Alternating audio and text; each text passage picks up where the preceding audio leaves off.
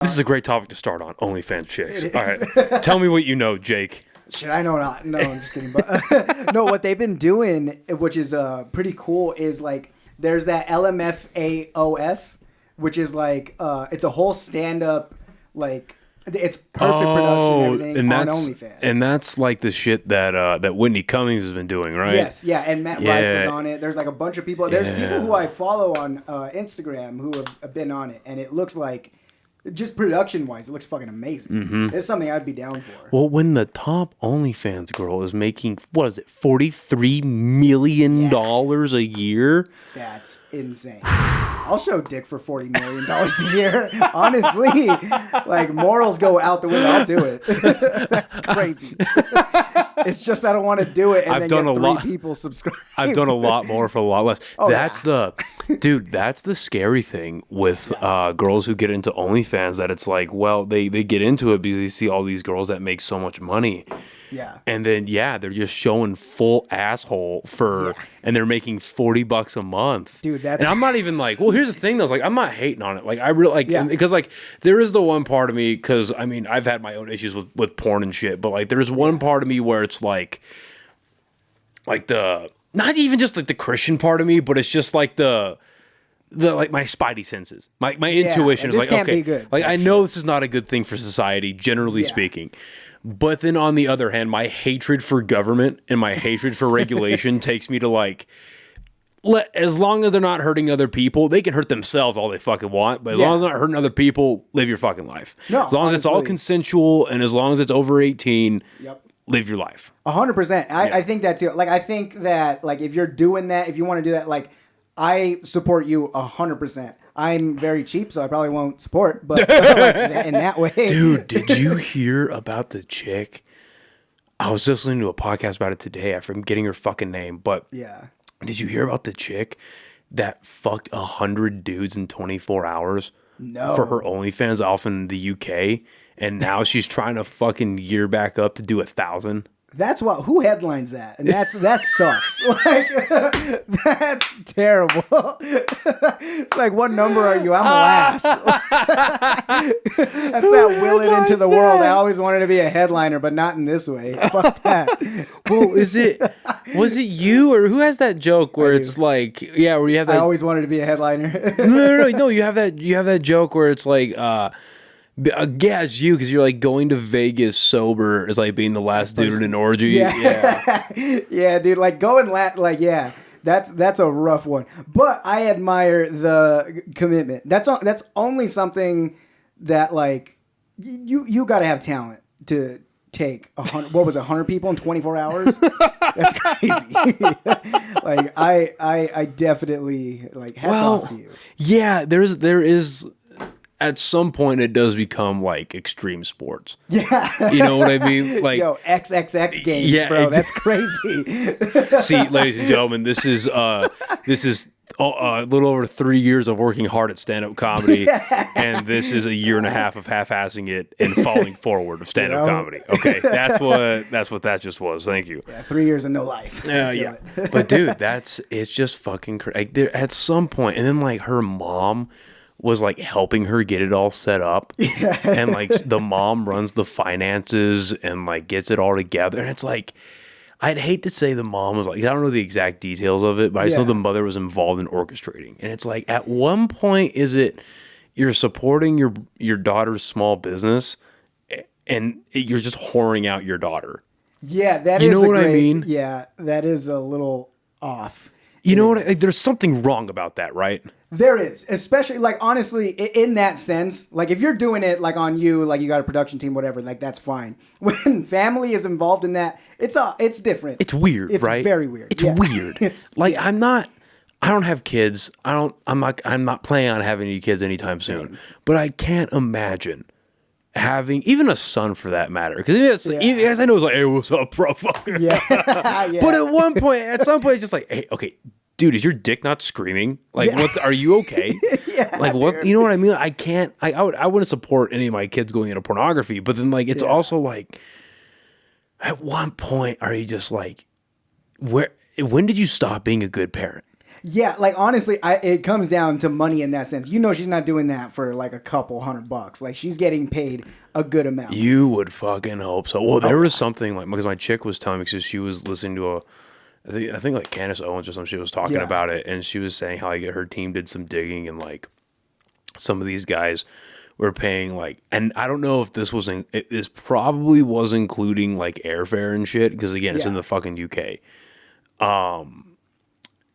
There were some dudes that were paying like upwards of thousands of dollars to get this stuff done. And dude, I did the so I did the math, right? I'm going to redo the math. So let's say, okay, so you've got 100 guys and the time frame is 24 hours. Now this isn't fucking planning on food, bathroom breaks, rest. This is just getting inserted, getting like landed on for 24 hours straight, right? Yeah. So divide that by 24. Okay, that's breaking down the logistics. That's 4 dudes an hour. All right, so you're averaging about it's still horrible, but like 15 minutes a guy generally. Little less than doable. 15, right? Yeah. With a lot of guys, lasting 15 minutes is like running a marathon. Yeah. But what really blew my mind is the 1,000. So if you do 1,000 dudes in 24 hours, that's 41, rounding up, 42 dudes an hour. So let's make it a clean 42 an hour. Yeah. Right? That means it's 20, divided by 2? Yeah, 21. That's 21 dudes every 30 minutes, which means that every 15, that's 10. Holy shit. And so she already did the 1,000. She's going to try to. She already did the 100. Yeah. Dude, that, like, the organization on that is...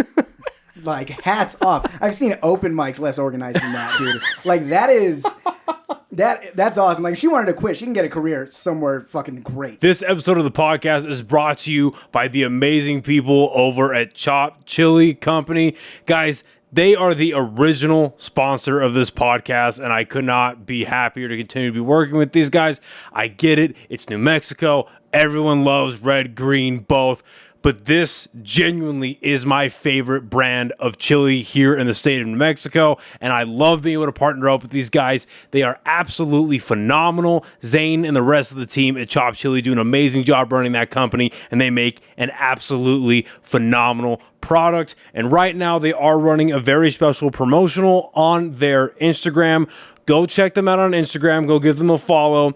And as they post pictures with the hashtag Where's My Chili Challenge, if you can guess where in New Mexico that picture was taken, you can win not only free red or green chili, but also a free custom t-shirt directly from the company themselves. Again, go check them out on Instagram, give them a follow, check out their hashtag Where's My Chili Challenge. Win yourself some free chili, win yourself some free shirts. They are also available in Smith's, Albertsons, Sprouts, and a ton of other grocery stores in the state of New Mexico, as well as El Paso, and they are expanding out to West Texas. Again, thank you so much to Zane and the rest of his amazing team over at Chop Chili.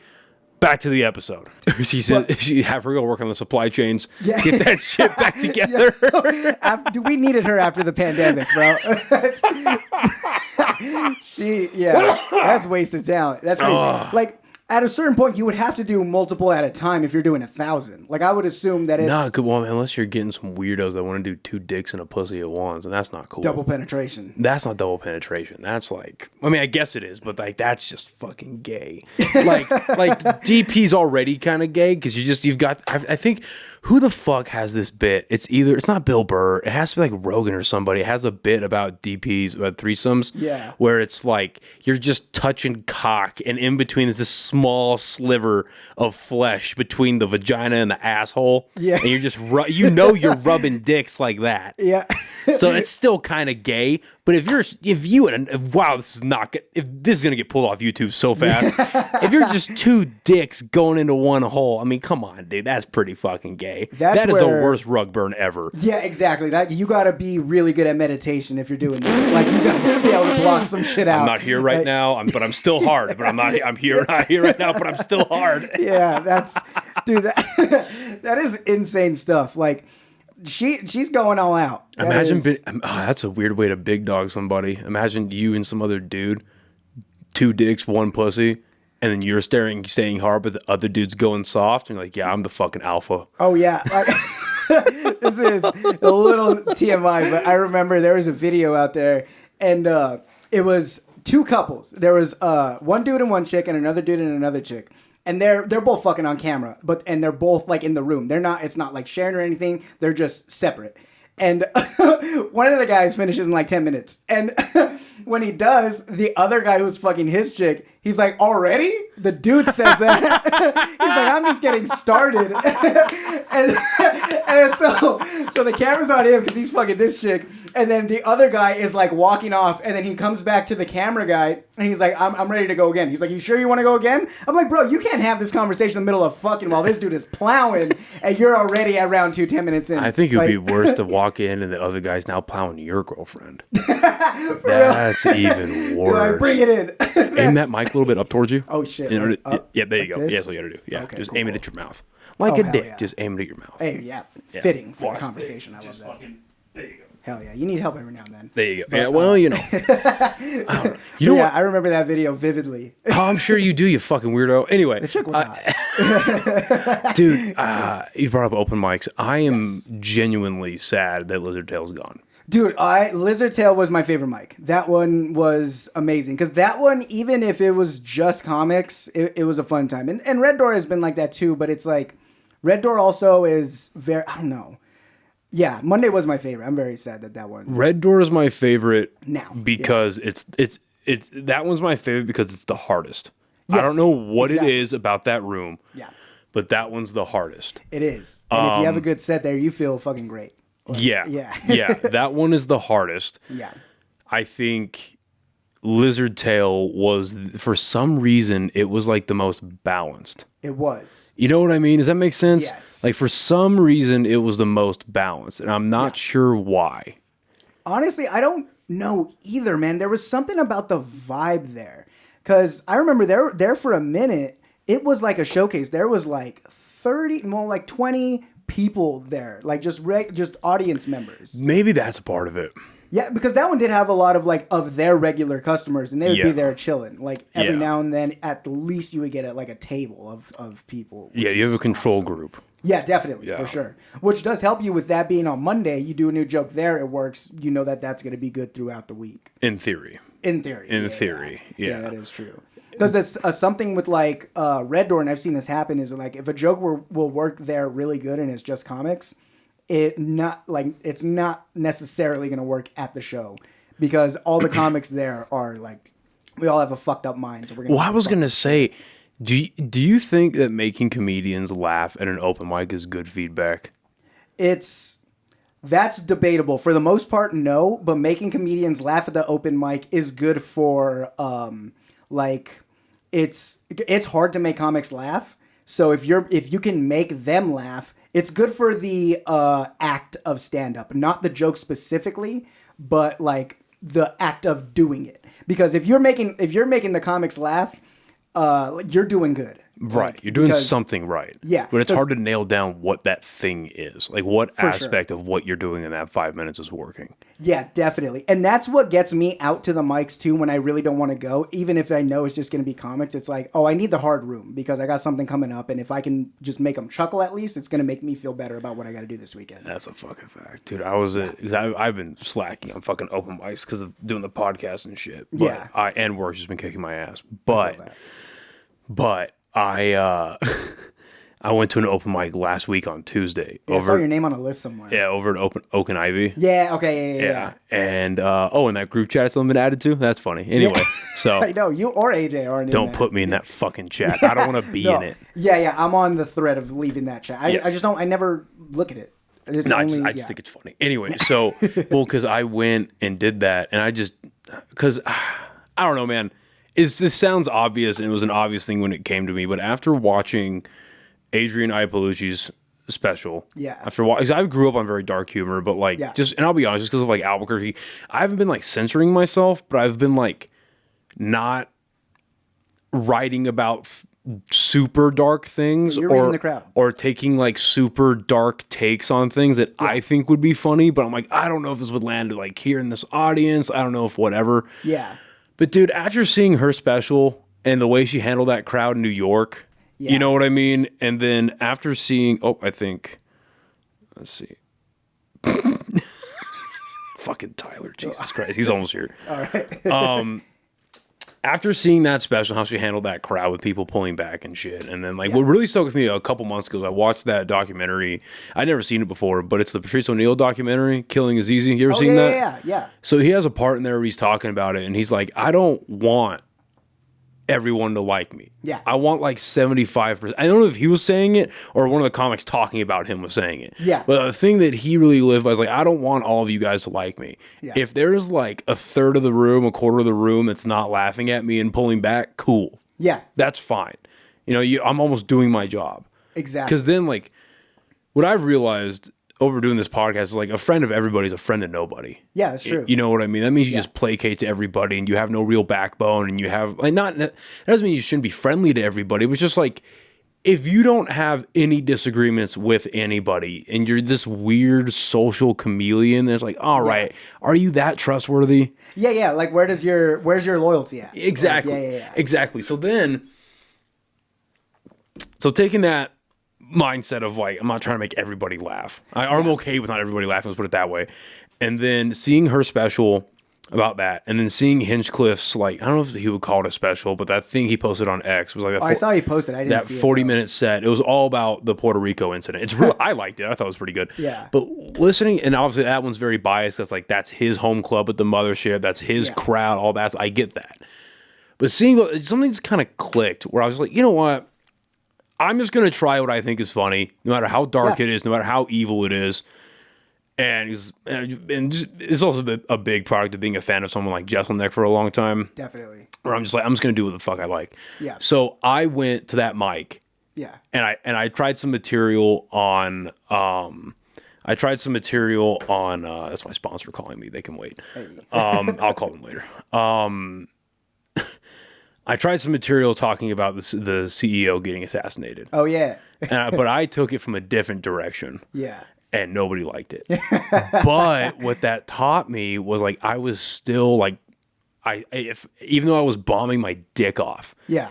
It forced myself like, no, you committed to saying this, commit to it and stick to it. Yeah. Because like all the comics hated it. Yeah. All of them hate. Now, granted, there's a table of people off to my left that don't like me, so they were just giving me ugly stares the whole time. Yeah. But I think you know who they are. Yeah. They just do not like me because of some things I've said on a podcast before about them or about this one person. And then it was funny. I'll wait till Tyler comes so I can bring that up because I thought it was hilarious. Yeah. But there were like some regular people sitting at the bar. Yeah. And then at the far end of the bar, there was this dude. He was already hammered. Yeah. He was in the back at the far end of the bar, and they were laughing. But they were laughing in a way where, like, they were like kind of pulling back their laughter. Yeah. Like, oh my god. Like things like, all right. Now we're getting some, like, that's the shit that I like. You know what I mean? Yeah. And I did some fucking. What else did I talk about? I did my. I don't know if you've seen me do it, but I'm trying to work on something. Oh no, you were there because it was that. That slaughterhouse show that I did where I just ate a dick the whole time. Oh yeah. Did you see my set where I was just bombing the whole time? Yeah. Did you see that? Yeah. So I'm still working on that Too Ugly to Be Gay thing because I think it has legs. Oh yeah, you did it at and it worked good at Rio Rancho, Top of the Block thing. I remember you doing it there. Yeah. It worked there a little bit. Yeah. And so I was doing that.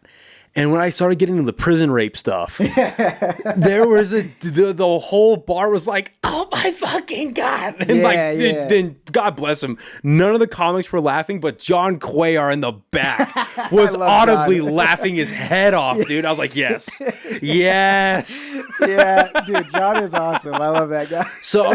But I bring all that up because like that whole 5 minutes I was up there, I just bombed. Bomb. And even Royal, like, he gave me the light, and he was gonna give me the last light, but he like let me finish. Yeah. Even Royal's in the back, like, oh my God, what the fuck is he saying? You know what I mean? Yep. Yeah. So it's like I recognize that all of it was a bomb, but at least there was like whether it was what I was saying or the way that I was saying it. I was obviously saying these things very tongue in cheek. Yeah. You know what I mean? Yeah. But it's like, okay, at least I can go through a bomb. Yeah. So I hadn't done stand up since that last show at Dry Heat. At the block. Yeah, at the block. Yeah. So it was maybe like a week and a half or so. Yeah. 2 weeks maybe. So and then just eating a dick and just getting through that with my head up and like not like, showing too much blood in the water. Yeah. Where I was like, okay. Make sure it's not shaking you type shit. Exactly. Yeah. And that's what I found is like helped me out a lot with in open mics in general is feel it. It's just like helping me be comfortable with bombing.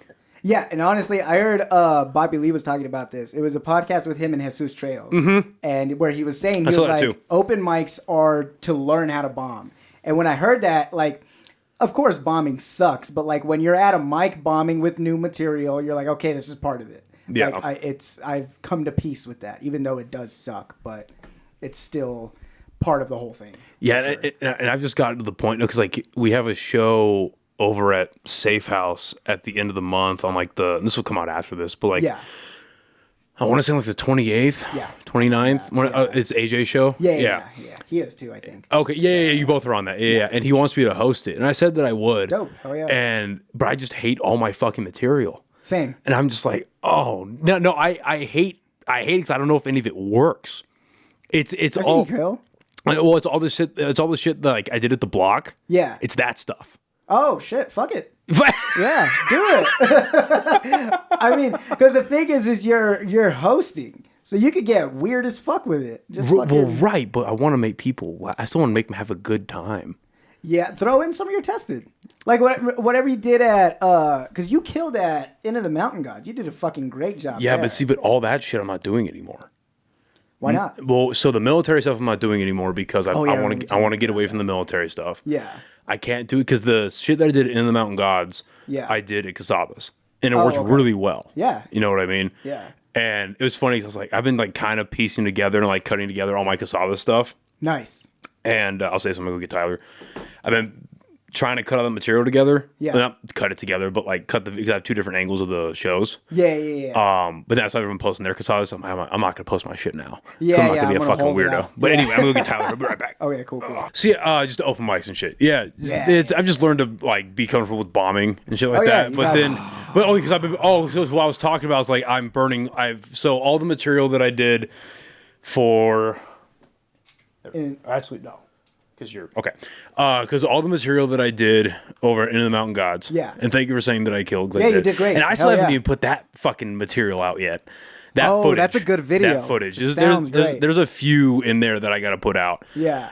Because that material that I did there and that I did at Casadas are basically the same within like a 90% margin. Delete it all. You know what I mean? Yeah. Delete all of it. Well, so delete it right now. Just so that's the thing. It's like so all the military shit, gone.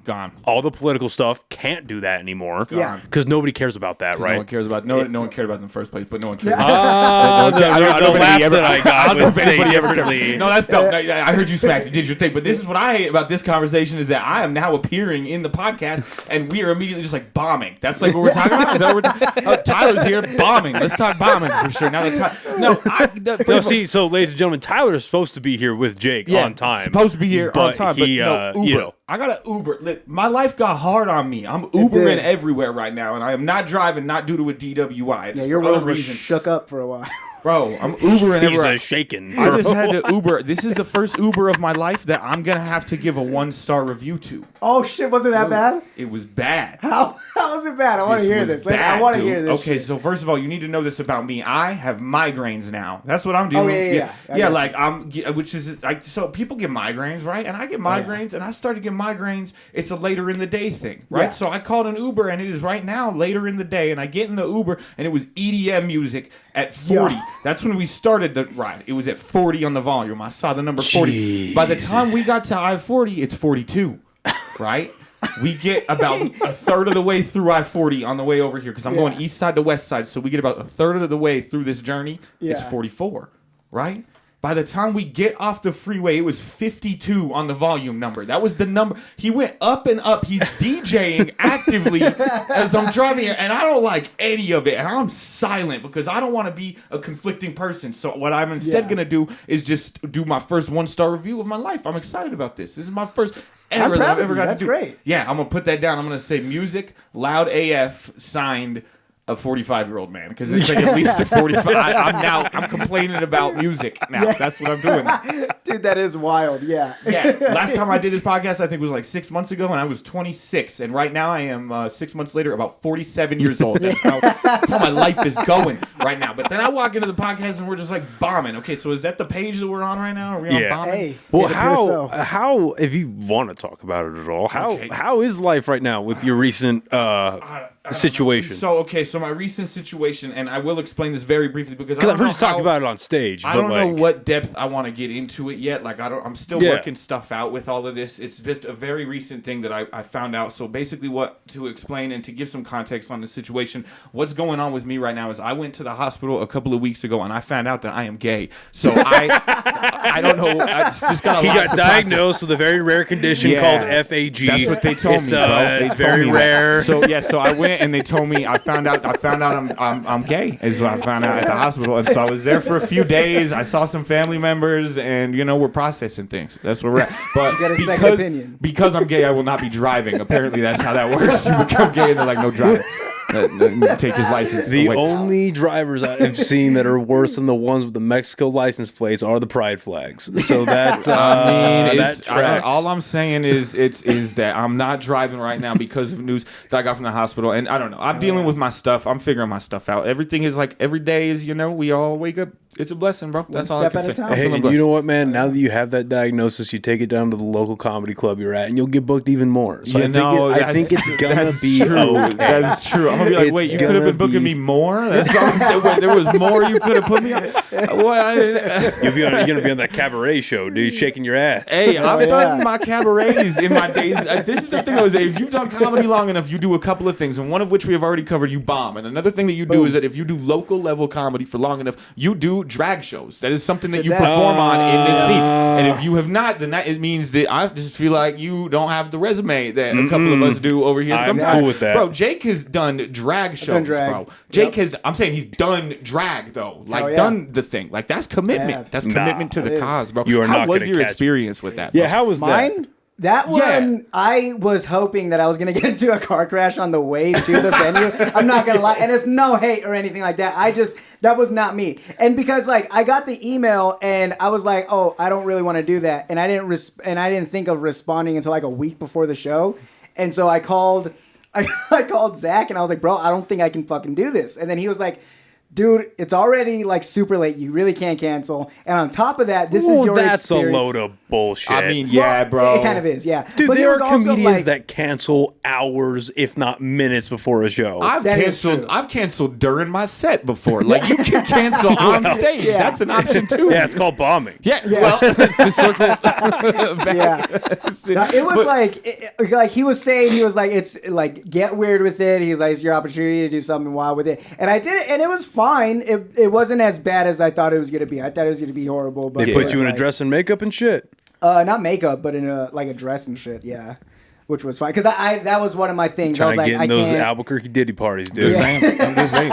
Yo, I'm just saying. You sell your soul every now and then. Those shows pay, bro. I'm just saying. I got paid. I don't actually remember how much I got paid, but because it was half. Because it was all in singles in your waistband. Pretty much, yeah. Single dollars and poppers. That's what he got paid. I'm just saying. Sometimes you do the weird shows. We were doing smelling salts while we were up there. It was fun. Hell no. No, would I do it again? Absolutely not. No. But hey, we did it. And you did. There's no we business. I mean, I've done stand up on those shows a million times. They're great communities, to be honest. That I would do. I would do stand up. Yeah, no, they're lives, man. They're always great community. Yeah, and that was another thing too. Is the crowds were very supportive. Hell yeah, they're great crowds, man. Yeah, it's actually such a vibe. Like they invited us to what was it, the ABQ Social Club or whatever. They did a big old roast there one time, and I remember it just being honestly a blast. It was just a super fun show. It's always super fun. I remember there would be nights at is the Sidewinders where we would do the mic there, and it'd be fun as shit because they're fucking in it. Where the fuck is Sidewinders? It's in. That's a Knob Hill one. He asked like he wasn't there last night. Yeah, he said, where is Sidewinders at? I gotta put this on the record. I don't know where this place is. Well, no, because I just asked because a couple months ago I was driving my girl around looking for a new car, and we just ran by those lots that are on Central and like Wantabo, Central and Eubank, like the little like used lots down there. Yeah. And I saw a building. I thought it said Sidewinders. I thought it said Sidewinders. Like, Yeah, I believe that's the old one. Okay, I was gonna say, are they doing open mics in the fucking war zone? That's either an old one or it's just a different Sidewinders, which is which is dope. Yeah, the one that we're talking about is like right on. Yeah, it's Knob Hill, and it's like what? It's like San Pedro. No, San Mateo and Knob Hill in that area. You know where O'Neill's is? Yeah. It's like right around that area, which is also closing. You know, I was gonna say, what's up with like that closed down? The Slice Parlor closed down. Yeah. There's like 2 or 3 other businesses down there that are just closing, and it's Lizard like all Tail. in Lizard Tail. Yeah. All these places in Knob Hill are fucking closing down. The only trend with those 3 businesses, the fact that they're closing, is that they all did comedy. So I don't know if I don't know if this is much of a mystery of what's occurring at these businesses. You know? I think it might be 14 white guys getting up on stage during your meal every time you're having a meal.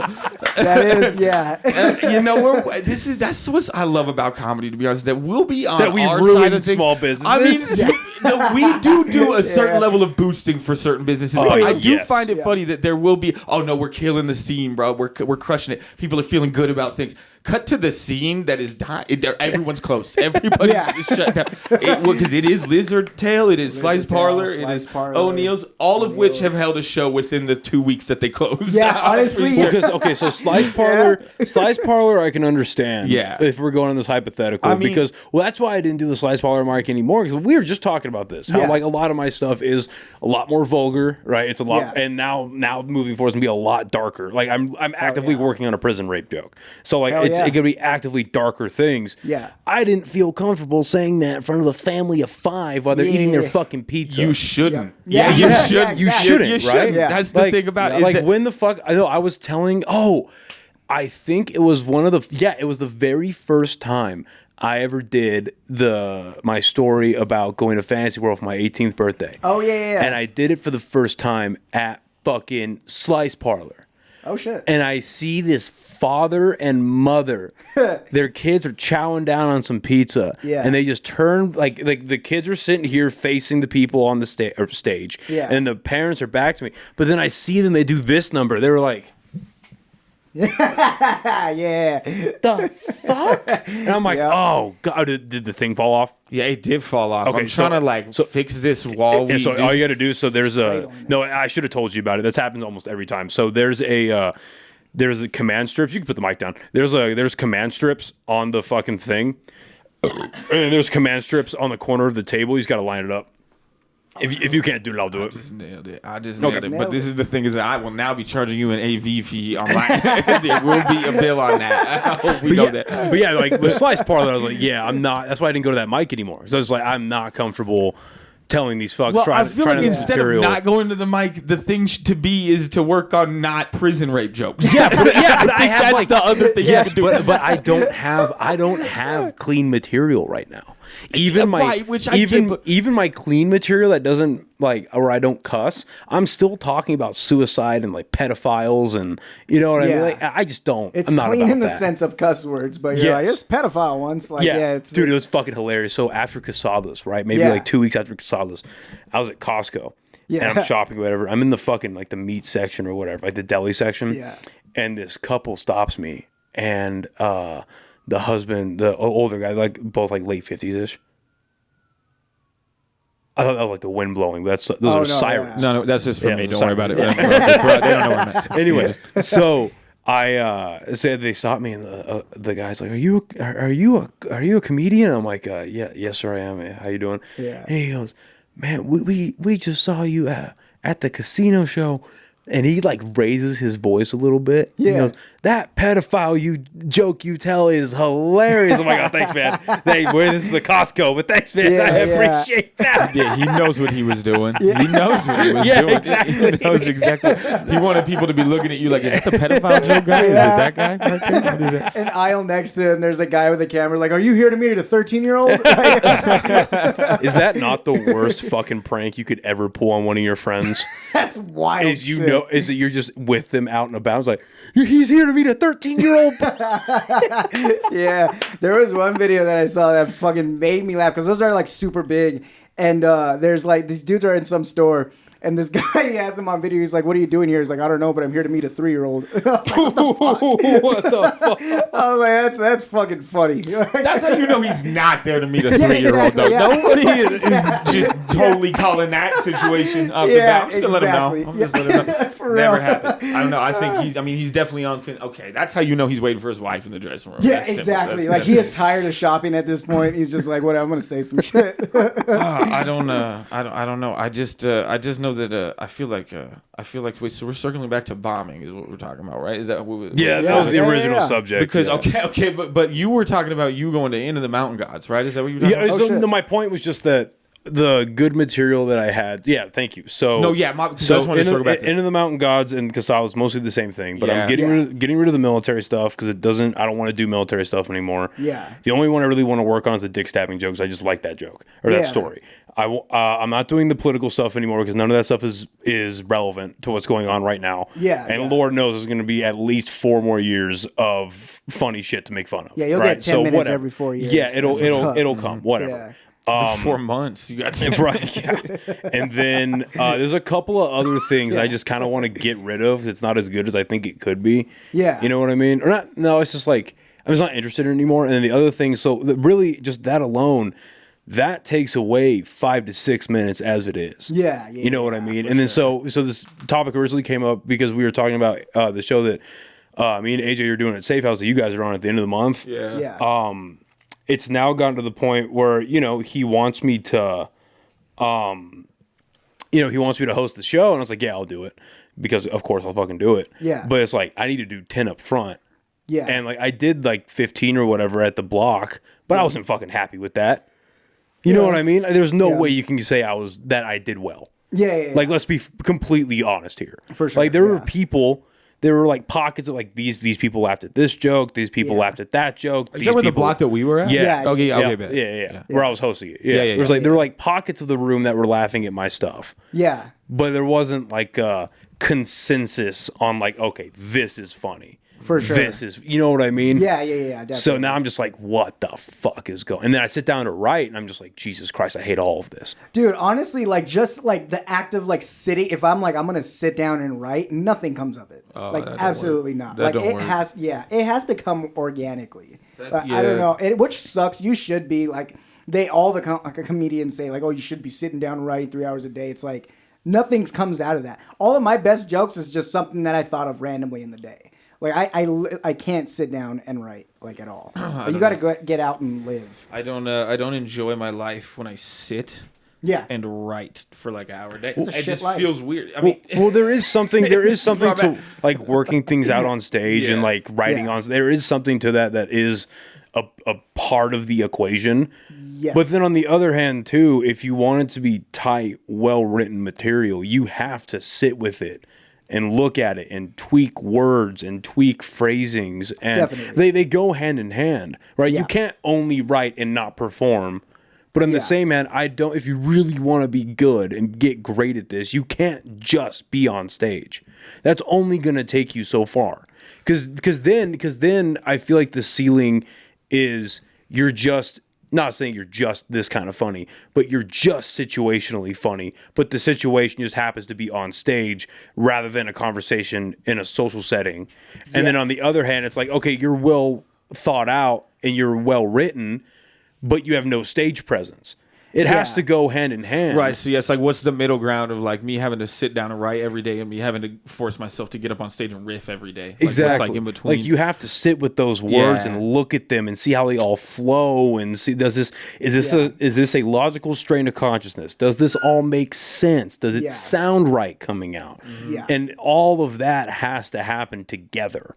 both sitting with the material and going on stage. Whenever I write, I just end up rewriting Jim Gaffigan material. I don't even know what it is, bro. It's like every time I sit down, I'll start writing, I'll be like fentanyl, and then before the end of that sentence, I'm talking about Cinnabon every time. I don't know what it is, dude. It's either Jim Gaffigan or like Nate Bargatze. I don't know what it is. Hey, that's how you birth a good act. You just rewrite Jim Gaffigan material. Exactly. It's proven. Yeah. I think like there's like a because there are people who do like just right on stage, but these are people who have already like proved themselves. So there is like a base that you have to get. You do have to understand how to write, and you do have to understand how to work it out on stage before you could pick an avenue to do just one. Because there are people now that are successful that do just one, but it takes 10, 20, 30 years to get to that point. Right. Because, well, if you're really great at that, where you're just on stage coming up with things, or like where you have a premise that you know you want to talk about, well, your brain already has... It's like exactly. It's like you already have like blank plus blank equals blank. Yeah. Blank times blank divided by blank equals... You already have these equations where you can plug and play numbers in to get the desired outcome. Exactly. Yeah. You know what I mean? You already have that in your brain, so your brain already knows how to churn out material. For sure. Right, but again, year and a half in, can't fucking do that. But then it's hard to argue against that, even with people that do that with so much tenure under their belt, that wouldn't benefit from sitting down and writing. Yeah, I get you. Yeah, because it's like the writing aspect to it helps, like just cutting down shit too, like just trying to trimming the fat. Yeah, exactly. Yeah. Just get to the fucking. That's what I've been working on. I was like, just get to the point. Yeah. Like, what is funny about this? Get rid of the setup. Get rid of not the setup. Like, get rid of the nonsense surrounding it that you think you have to say to lead an audience somewhere or to justify it. Just say it. Yeah. Yep. What is funny? Just get to your point. Definitely. Because I mean, there's so many times where I'm like at an open mic, and I do it myself. While I've been on, like whether you're at an open mic or whether you're at a show where you're just like, okay, dude, just get to the point. Yeah. Like, what's funny about this? Yep. Stop telling me about the thing. Just what's funny about it. I feel that. And there's some people that can get away with it because they're great storytellers or they're just great speakers. Yeah. And that's obviously a huge part of stand-up. But at the end of the day, if you're... Because you look at... Obviously, this is the very top of the food chain. But if you look at somebody like Chappelle... Yeah. He can sit with something on stage for like 3, 4, 5, 6 minutes, but his punch is just so hard and heavy and just spot on the bullseye that it makes it like, you know, that you're sitting for 3 to 5 minutes and it's worth it. This weight he's still a great storyteller. He's a very talented speaker. So it's interesting and it's entertaining and it's captive watching him speak. But then you know that in the back of your head, you're like, okay, all this waiting is gonna pay off. Yeah. But then, built that trust. But not everyone has that. Yeah. I don't fucking have that. I know that much. Yeah. So it's like you have to again just get to the fucking point and then go from there. Yeah, definitely. Yeah, those long drawn out guys have been really like fascinating me a lot. Like Kanane. Did you ever watch him? No, I haven't. No, I haven't. He is fucking. You ever seen Kanane? Ooh. Yeah, because I remember you had... He's a dude with the beard and the beanie, right? Yes, yeah. You had texted me one day, and you were talking about the Adrian special. And I was like, have you seen you told me about that. That's right. And so, you have to get into him. Like, he is, like, top... Like, one of my favorite comedians working now. That dude is amazing. Oh, yeah. He is crazy. No, yeah. I need to check his stuff out. And then, honestly, I've yet to see any of Nate Bargatze's stuff, so I need to watch his stuff, too. Who are you watching? So if I'm watching stand-up, I'll watch Anthony Jeselnik, Sam Talent. I like rewatching his stuff. I really like watching Gaffigan. Adrian Ipalucci, her recent special was great. Fucking honestly, dude, Ari Shafir's Jew is just fantastic. So good. Yeah. It is so fucking good. I love rewatching that. That one's great. You like Jew, huh? Yeah. You like Jew? That's a great special. You liking the Jew? I mean, I disagree with 99% of what's going on with the Jews right now, but I love the special Jew. All right. I was just asking if you like Jew. I was just curious. I took a turn. I was just curious if you like Jew. Like, let me tell you what's wrong with these people. What does the Talmud say about having sex with 3-year-olds? That's my question. Not good things. That's your answer. You could Google it. Yeah. Cut that. That's hilarious. No, fuck that. That's hilarious. That's fucking. That's well thought out. Cut that. No fucking. I do love that special though. That is a really Jew is great. Yeah. It's fucking awesome. 100%. Canadians, it's got some good shit though. I don't know. I'm trying to expand the comedy stuff. Same here. I think it's getting kind of it's the same names right now. It is. I'm seeing a lot of the same names right now. I'm trying to see what's the new stuff. This. A good resource I guess is that Don't Tell page. Oh yeah, I'll scroll through that, and if the title's interesting, I'll click on those and watch them. Yeah, that Derek Stroop one was fucking hilarious. Did you send me that? I did. Yeah, that one was good. That one was fucking funny. Greer Barnes on that, he was amazing too. He's awesome. No, yeah, I've been fresh. I was thinking about this yesterday. I was like, I'm watching the same fucking shit. Like, I need other stuff. So I've been like looking at weird shit. Like, have you seen Tim Heidecker and even I know Tim the Heidecker? name. That one is. He did some great. shit for like Adult Swim, right? Yeah. The Tim and Eric show. Tim and Eric. Yeah, That's yeah. right. That's right. Yeah, Tim Heidecker, the one that we performed for, right? Yeah. Yep. Yeah. Oh, because he rolled in with Maron. Mark Maron. Yeah, Right. He was He with Maron. It was really cool. I didn't personally see him, so I cannot confirm this. I didn't see him either. It could have been a dude that looked like Tim Heidecker. Could have been, yeah. Wouldn't be toes, bro. Dude, I honestly didn't believe it until like Maron went on his podcast the week after or whatever. He's like, I was there with my buddy Tim Heidecker. He's like, no, my name's Jim Heineken. Different guy, Tim Heidecker. It is close. I'm Jim. I'm just his driver. I just drove. Did you hear what? Jim Gaffney. Did you hear what Maron? Did you hear what Maron had to say about dry heat? Yeah. He was like, some of them were good, others weren't. No, he goes. Some of them were funny. Some of them were almost funny. Yeah. It was very trench comedy. It was trench comedy. Yeah, it was trench stand-up comedy. That's what it is. What is trench? What does that mean? Well, that sounds kind of gritty. Is that yeah, kinda dope? yeah. Well, I like the way that he didn't talk shit about anybody, but he was just like, but he followed it up and he goes, well, that's what stand-up is in the beginning. No, you didn't hear the part after that? Right after that, he was like, except for that fucking Jake kid. He was like, fucking. He's like, I will not work with him again. He said, I will not work with him. That dude should also, quit that comedy. Jew, that Tyler kid, fucking never again. Never going to work with him again. Everyone else was either almost funny or funny. But those he hated two, us. Yeah. hated us. With the short guy and the Jew with the not big nose. Yeah, those guys. Yeah. suck. Yeah, the Jew. That's what he said. He said and you see his car. That'll be Tyler's. That'll be the title of Tyler's first special. Jew. Good. I like that a lot. I have a normal sized nose. I suck with money. Oh man, Jew. Yo, I would write that down, but my phone is broken as shit right now. So I mean, we're just gonna need to mentally. I'm gonna keep that one. It's almost like this is gonna be recorded. Yeah, it's almost as if I'm speaking into forever right now. Yes.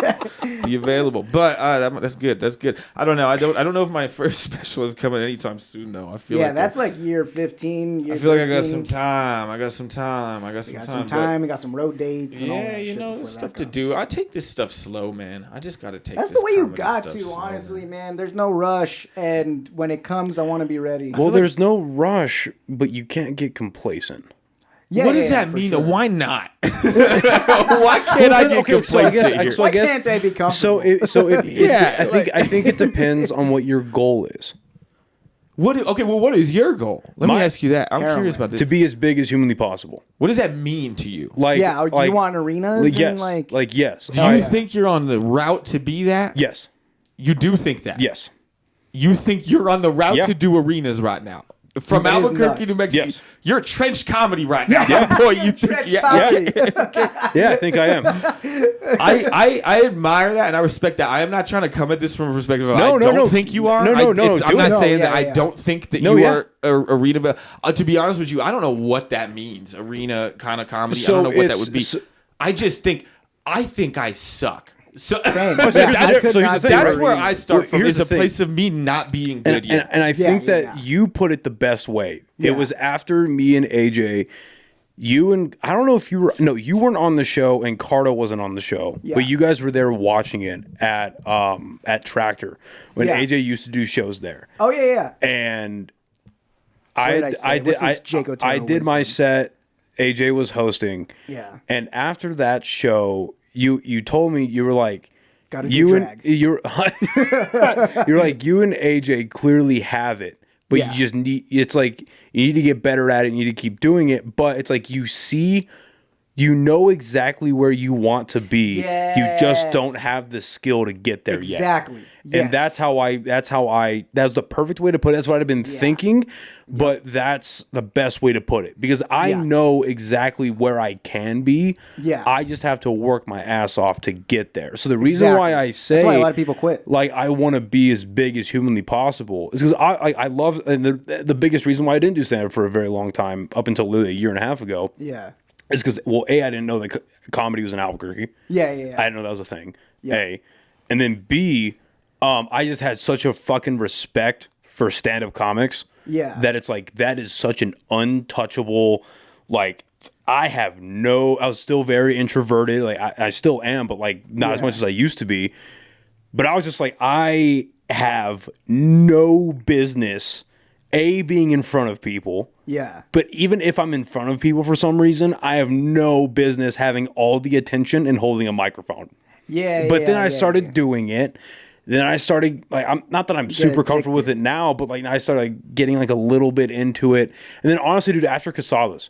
Yeah. Like after because I'm not gonna not to suck my own dick, and the Yeah, footage yeah, will get yeah. out there eventually. I have to sit down and put it all together and whatever, put it through Premiere and all that stuff. Yeah. Not to suck my own dick, but I did quite well at Good shit. Casadas. I Oh, did quite well, and Nice. not only did I think I did quite well. Yeah. I had people stopping me after the show to like take pictures. Yeah. I had people stopping me to tell me I had people stopping me to tell me how horrible my material was, like vulgar wise. Yeah. But I also had people stopping me after the show saying how great I did. Yeah. I got crazy good compliments from both the feature and from the headliner I was working with. Nice. Where they were like, "Oh, you're only a year." Like when I told them at the very end of the weekend, I was like, "Hey guys, I just want to say like, this is my first time at this club. This is my first time doing a big club like this. You guys have been awesome. Like, thank you so much." And what they pulled out of that, I was like, "Thank you for like being awesome to work with and they treated me amazingly." Oh, yeah, like yeah. amazing. That's what's up. And what they pulled out of that was, "This was your first time at a club like this? Yeah. How long have you been doing this?" And I already told the feature, but I told the headliner, and I was like, "About a year and a half." Like, a year and a half? Yeah. Keep going. And they Yeah. walked away. That's what's up. And I was like, Oh, yeah. okay, now I know that. And then obviously the euphoric feeling of making fucking 300 people laugh was insane. Nuts. But like, after all of that, only being at that spot, being able to do that well for only a year and a half in, Yeah. my mind says if I keep this going at the same pace, Yeah. what does this look? Granted, provided that it's still hard work going in the right place, because you can run in circles and call it hard work. Yeah, that's right? true. But it's hard work directed in the right place. But then it's like, okay, if I keep doing the path that I'm doing, Yeah. I think this is going to take me somewhere. Yeah. Because I'm only a year and a half into it. And regardless, personally, and this is not any kind of shade on Casadas, Yeah. but I think me getting booked was a fluke. Yeah. I really do. I think me getting booked was a fluke, along with the other people that got booked in the same wave that I did. It was a Yeah. fucking fluke. But Yeah. it happened, and I took the opportunity, and I did well. And I was saying this on Buck's podcast after that fucking debate fiasco happened. Oh, yeah. The back end of that podcast was all about stand-up. Yeah. And they had asked me about how I felt I was doing and like all that type of stuff. And I was like, well, I know I bomb a lot. Yeah. However, every time that I had a show where it really meant something, where it was like, okay, I have to do well, or it's a knock. Like, first time doing dry heat on Zach's show. Yeah. Going on the road to End of the Mountain Gods. Yeah. Doing Casadas. And then doing well at dry heat beforehand. Yeah, But like, those three in the year and a half, getting those opportunities in the first place. Yep. But then doing exceedingly well, especially for where I am in stand-up. Yeah. Okay, I can pull it out when it matters. Yes. So keep, whether it's doing well or falling forward, whatever. Yeah. Just keep going.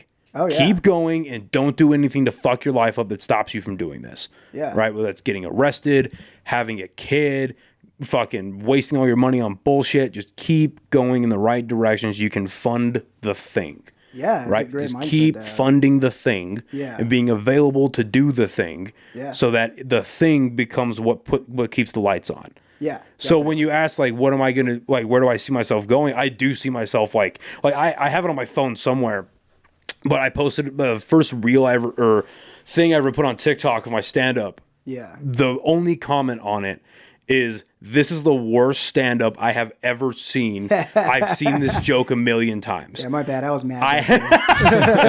But I have that screenshotted and saved. Yeah, yeah. And when I'm selling out theaters, when I get done, that's going to drop behind me. Hell yeah. There you every go. time. Yeah. so it's like I see myself playing theaters. Yeah. I see myself doing arenas eventually, right? But it's I see myself doing that, but personally, more important to me than that, I see myself doing that, but I see myself doing that along with my friends. Yeah. You know what I mean? I see myself going on the road with my friends. I see myself selling out theater shows and selling out arenas with, whether it's friends that I have right now or friends that I'll make eventually in stand-up. Yeah. You know what I mean? I see myself doing that. Yeah. It just I look at this, like, stand-up is probably the only thing in my life that I've, other than podcasting, that I've looked at and I'm like, oh, that makes sense. Yeah. I see myself doing that. That makes perfect sense to me. Yeah. So that's why I answer with that. Right? It's like, I know I'm nowhere near that, but I see that happening 15, 20 years down the road. I see that. I feel that. Yeah, that's a great way of looking at it. Just like keep, like, I think it was Rob Dyrdek who said this, but he was like, it's like, you gotta open up a fantasy fact. No, I'm just kidding. But no, he had, like, put the thing that you want, like arenas or whatever the fuck it is, and then work backwards from that, so that way you could have these attainable goals as you go. And I thought that was really smart, because it keeps you on a path to where you want to get to, which is really good. Just like so you don't get lost in everything. So what I want to bring this back to, like, what was your question, or like your not issue, but like what was your question, I guess, about being complacent? I don't know. So, well, I guess to back this up a little bit, I just think complacency's dope. I think it's so dope. awesome. I think it's so dope. I think it's so sick. And I think that our society has got a little too much Andrew Tate in his shit. And we need to back that up a little bit. We were headed in a good direction. We were going towards, we had, like, what do we have? We had Fast Times at Ridgemont High, right? Great. People out the van. Everyone's dropping out. This is great vibes. But the whole point of that movie, you're missing the point of the movie. No, I've never seen the movie. Those dudes. You've never seen Fast Times at Ridgemont High? That's problematic off the bat. Dude, you're giving me shit about the Cranberries. You've never seen Fast Times at Ridgemont High? Yeah. I'm complacent. So to spoil that movie for you, the whole point of that movie, one of the points of the movie, is Sean Penn plays this stoner named Spicoli. Jeff Spicoli. Oh, I know what you're talking about. Yeah, but the through the whole thing, he's like failing through high school. He's not gonna make it. But at the very end of the movie, he stops a robbery at a gas station from happening. Mm-hmm. He does it haphazardly, but he stops the robbery from happening. Yeah. And at the end of the movie, he finally gets a sense of accomplishment that I can do something with my life. Yeah, but they don't show the rest of his life where he does nothing with his life. But that's the thing. He wrote on that for the rest of his life. Had he just stayed complacent, done his thing, just chilled out, Big Lebowski. That's how that happens. Yo. And now, you know what I'm saying? Yeah. And I'm just thinking the society has driven towards this direction of like, oh, we all got to grind and hustle and move. Yeah, the hustle culture type. I have this idea that it's all starting to feel like the same thing, because everyone wants the same thing. Everyone wants the same That's shit. That's not true. I think everyone wants to be big. I think everybody wants to be big. Everybody wants to be famous. Everybody wants to be rich. But that's not true in this conversation. So it's obviously not true in off society. the bat, it's true for probably all three of us in this room. Honestly, so I'm pretty sure that if that isn't reflective of what we're talking about on a grander scale, where everyone at an open mic wants to do an arena right now, and I think we're riding towards that. I think low key, we're looking at 90% of that list who pictures themselves doing Shane Gillis shit. Yeah, exactly. I think it's 90% of the people on that list. Okay, so then maybe I'm way out of bounds with this. Well, because even just on this podcast, I'm not going to call anybody out, but like on this podcast, speaking with local comics, and that's why I asked, like, well, what do you want? Like, what's your goal? Because it's been made perfectly clear to me that there are a lot of great local comics in this city who don't want to do anything bigger than Dry Heat. And that's not me saying that. I don't think that's true for anybody at Dry Heat. That's them saying that out of their mouth. I just say Dry Heat as an example where it's like, I don't want to be any bigger than your local club. I can prove that by if you go to anybody at Dry Heat and you ask them to do a Hyenas, or if you ask them to do... I hope so. I guarantee you... It's 90% if it's not everybody that's going to say, I'm not saying that as like, I'll take that gig. I hope these people are complacent. I hope because that kind of surprised me a bit. I was like, yo, you're like a really good comedian. Like you could actually do this. Like on a big, why are you? But I didn't push it obviously. Right. Yeah. But there were a few, I'm not going to name names, but there were a few people on this podcast that told me that where I'm like, fuck, what? Dude, what?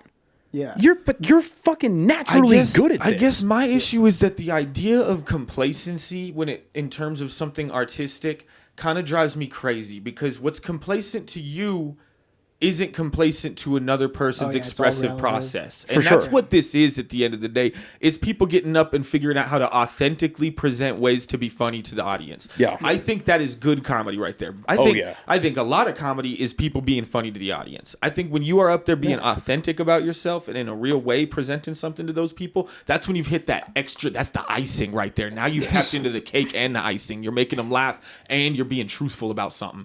And I think that's the goal that we should strive for, as opposed to what is the thing that's gonna sell this and maybe make me buzz, pop, clout. I think that is where the mindset is, and it's in this. Maybe I'm so hippied out with all this shit. No, there's a lot of this that you're correct about. And that's where and that's my thing, is that complacency can feel like, it can feel like someone's being complacent about comedy. For example, I do not sit down and write every day. I am on stage constantly, though. Yeah, but that doesn't make you complacent. Well, right, but in some terms, I am complacent. To someone who writes constantly and prepares their material meticulously, and then they see me get on stage and go, I just got into a car accident because I'm a fucking idiot, and I'm going to talk about DWIs and GEDs and just riff and just fuck around. That is complacency to them. They're like, this kid is... So that's why, I mean, artistically speaking, I don't know if complacent is something we can let's describe. Define it. Let's define complacency. Because I think if you're going and doing stand-up comedy, you are doing the thing. That's and that's it. If you're just getting out as much as you can, and then those moments that you are on stage, that's all that's important. It doesn't matter if I'm writing every day, posting clips, grinding, hustling on YouTube in the algorithms, because all that shit is just there's this vagueness to it, and it's like kind of empty, and I don't know if that's the goal that I have for this thing. You know what I mean? I think I want to get to a point where I can be kind of complacent. I want to get to a point with this where I can roll into the club after jacking off 15 times that day, getting on stage. Did I write? No. Did I get up early? No. Did I hit the gym? I don't want to have to do that. Okay. I want freedom to come out of this. Maybe, but even that feels like fucked up to ask for. But to be able to do that, there has to be years of working at the thing. Right, I get that, and I get what you're saying with that. Because that's why I was saying earlier, let's define complacency. Right, where I'm coming from of complacency is that because it's all based on your goals, right? Yeah. It's all based on your goals. Yeah. So where I'm coming from is my idea of complacency is you are good enough, whatever this is in your brain, you're good enough just to get by, and then you stop. It's like you know what you have to do to check the boxes. Yeah. To say to where that most people in the room say you didn't bomb, because you're never going to get 100. It's very rare that you get 100% hit radius, right? Yeah. But you get to a point where you stop. You're happy with where you're at. You don't want to go anymore, and then you stop, and because there's being content with where you are, right? And there's being happy, and then there's where you're like, okay, I've crossed this finish line.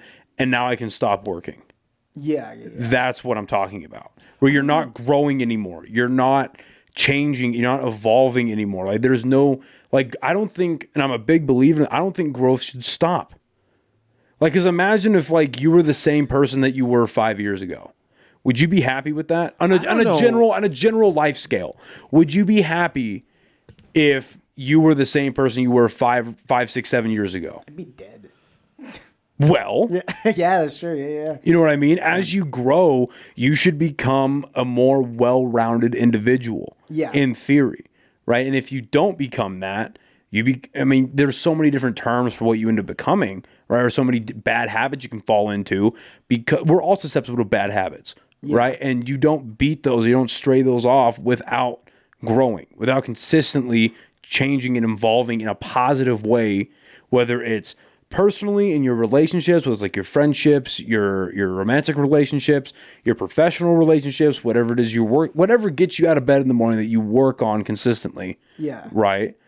If you're not changing positively and growing positively in that, that's what complacency is. Yeah. Like, even as stand-up comics, like, so you've been, 6 years, right? 5 years? Something like that. Yeah. So let's say that you were still at the same marker that you were in year one. You haven't gotten any better. You still think that what you're doing, it's like you finished your first year and you're like, oh shit, I got a couple of laughs.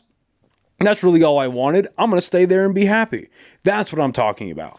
I guess what I'm saying is that I just don't want a comic who's been going to shit for 10, 15 years and isn't necessarily picking up this momentum to feel like they're doing something wrong with their lives, that they're being complacent, and that, dude, that guy might have a kid. And what comedy is, it is not us being famous, and it's not us doing arenas. It is the open mic. That's what comedy and stand-up comedy is. We, as maybe societally speaking, have found a way to make these people fucking incredibly famous for like the dumbest shit. Like, I think the famous stand-up comedian model is like kind of crazy, and I'm getting exposed to these guys. I see what you're talking. Okay, that just dawned on me. I see what you're talking about. Yeah, and I just feel like if you're having a family and having kids and you are having a life, you've got a full-time job and you're going to mics and you're not progressing at the rate that a Tyler Lovely is progressing on shit, I don't think you're being complacent. I think you are actually... Well, that's not complacency. You are like the meat to this. I want to make you laugh the most, to be honest, because you're the one that's doing something that I don't know if you're driven towards in the same way. I don't know if drive is something you're considering. You are considering your life being something that you want to have more laughter in it. Well, and then you're going to the mic. And that's where this shit is. That's totally different. Because what that is, that's somebody putting their priorities in the right place. That's somebody saying, okay, I don't think anybody that does comedy full time has their priorities in the right place. I really think that. I disagree. I don't think anybody that is entertaining full time is gonna at all have their priorities in the right place. I think we've found a way to make that such a way of life, or seemingly, at least in my phone, it looks like it's a way of life. For example, this talk to a chick or whatever who now is generationally wealthy, right, for nothing, and she actually openly is insulting and blatantly ruining and almost disrespecting her fans' intelligence, bank accounts, fucking with these people. Yeah. For what? And like, for what? And this translates into comedy too, directly, because you'll see dudes blow up for stuff that I'm like, you've been doing this a year and a half, 2 years. What are you? Why are you special? And why can you tell me anything about life? Why can you George Carlin me in any way you can? Yes. You're goofy. And that's fun, and it looks good on my phone. And so I'm going to click and make you generationally wealthy and more successful than me, Jake, and all these dudes that I see at these open mics that for 10, 15 years do grind and struggle and figure this out and still make their way to mics. And I just think we're shifting towards this weird twilight zone of entertainment right now. Where, I see what you're saying. Okay, I see. We were talking about two different things. I see what you're saying. Yeah, and I agree with that. For the most part, I agree with that. Yeah, and maybe I'm losing my mind because I'm also on new medication right now. So this could be out. This could be nothing. Yeah. This could be absolutely nothing. This conversation. No, but when I watch like Bo Burnham's Inside, and then I go back to an open mic, I'm like, did people see the same fucking thing that I just saw? Yeah. Are we not seeing how hollow this whole thing is? Or like this thing is, and it is that. When you watch like a Kill Tony clip, for example, what is the feeling that you feel when you watch that? legitimate question. Like, what do you feel about that show? And what do you feel when you watch comedians doing a minute and maybe sometimes burning all their self-esteem? Yeah, it's one of three things. Everything about their in passion and hobby. It's one of it's one of three things. It's either, oh fuck, that was bad. Yeah. Funny, fun stuff. Yeah. Pretty decent. Right. And then it's like rarely it's, oh, that was really good. Yeah. Shit, that was really good. It's rare. Most of the things fall into the second category where it's like, oh, that's pretty funny. Not too bad. Yeah. Cool. Yeah. Not bad. Why are these people famous for? It's not that funny. It's okay. I just don't understand. It's not translating to like me who in some way. So like who? I'm talking about all of that. I mean, why is all of that so special? Why is Kill Tony? Yeah, for real. Like, what is it for? Like, I'm struggling to click with this because I do comedy and love this thing in a real way. Yeah. And I think what I see on that is something manipulative. It's not clicking with me totally yet, but I don't feel proud of the people that kill it. I don't feel that. So what for I them. like, what I enjoy about watching Kill Tony is that, well, first of all, it's entertaining. To me, there's an entertainment value. For the most part, I would say average 70% of an episode is funny, or just entertaining. It's entertaining to watch, and I think Hinchcliffe is a great host. I just like watching him do his thing. I don't know why. His brand of insult humor and his brand of just being tongue in cheek, I think is just funny. A. And then B, I think like, to me, some of the characters that do come out of that, I actually enjoy. Like Ari Maddie, I really like. Why did that get you? Yeah. No, I was thinking about tongue in cheek in my head, and I wanted to say something, but I don't want to be like weird autistic about jokes. But I was like, oh yeah, like Tony. Hey Jake, you're being kind of autistic about this. Okay. Yeah.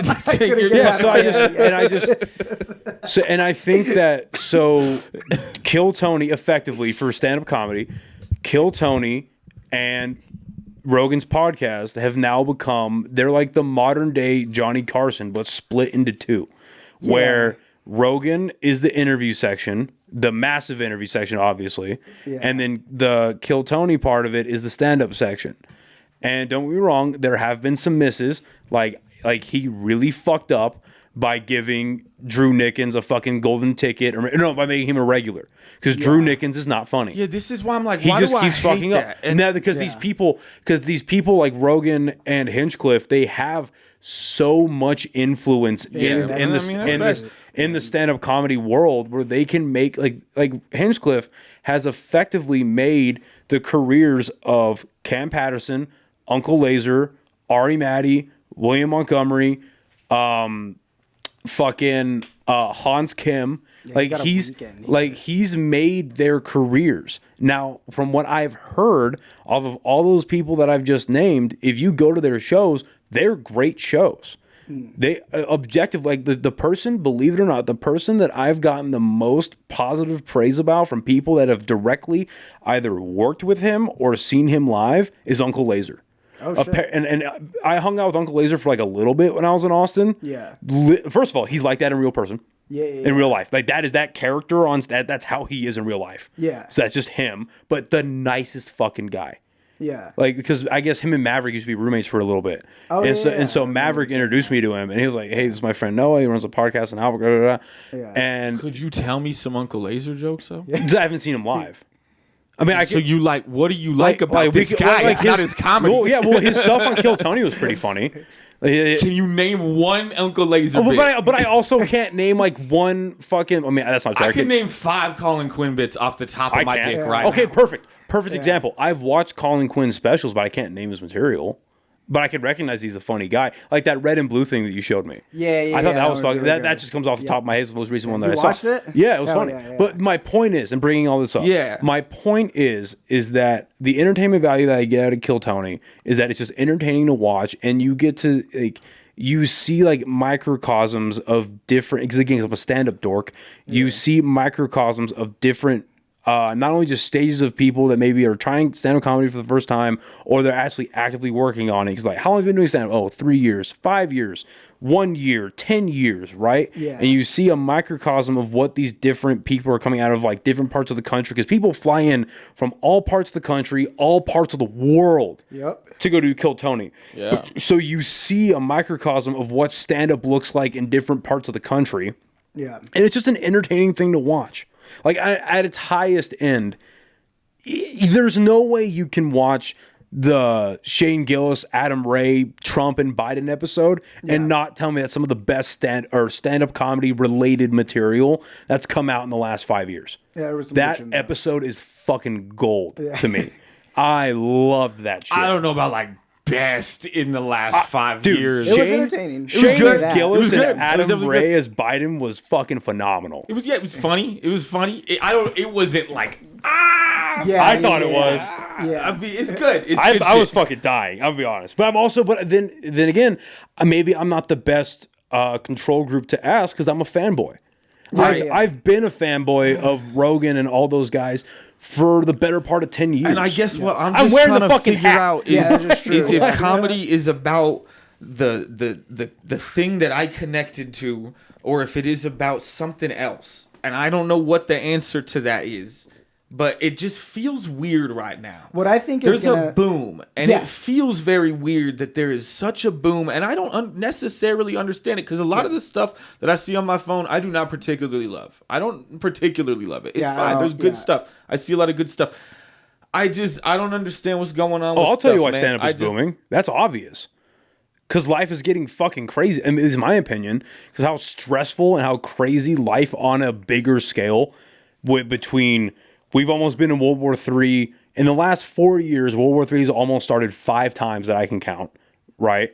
The last 8 years of Donald Trump being in politics, either... I don't know if that works for me, though. Let me finish. All right, Let me finish. right. So Donald Trump being in politics for the last 8 years is stressing people the fuck out, whether they want to admit it or not. Yeah. Whether you're a Trump supporter or not a Trump supporter, it stresses people the fuck out, right?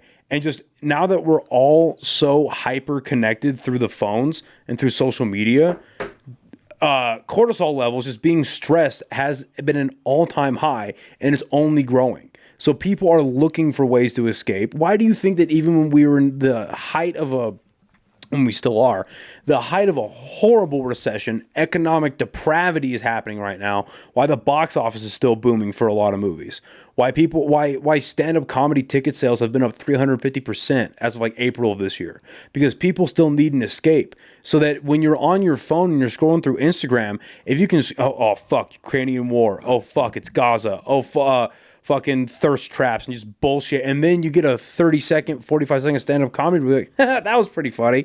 Yeah. And then you stay on that for a while, you like it, you whatever. Oh, more stand-up. Oh, you like laughing. I think it's deeper than that. I think it's a part of it. I think that's probably a surface level extent of this. I think it gets deeper than that, though. I think this, because you're saying that people want to escape. And I'm like, if people want to escape, why is there not a hiking boom right now? Why is there not a tennis boom Because right that requires effort. It's not effort to go to an open mic and sit there for 4.5 hours and watch 15,000 white dudes talk about the same headline that they now read. you're talking about two different issues.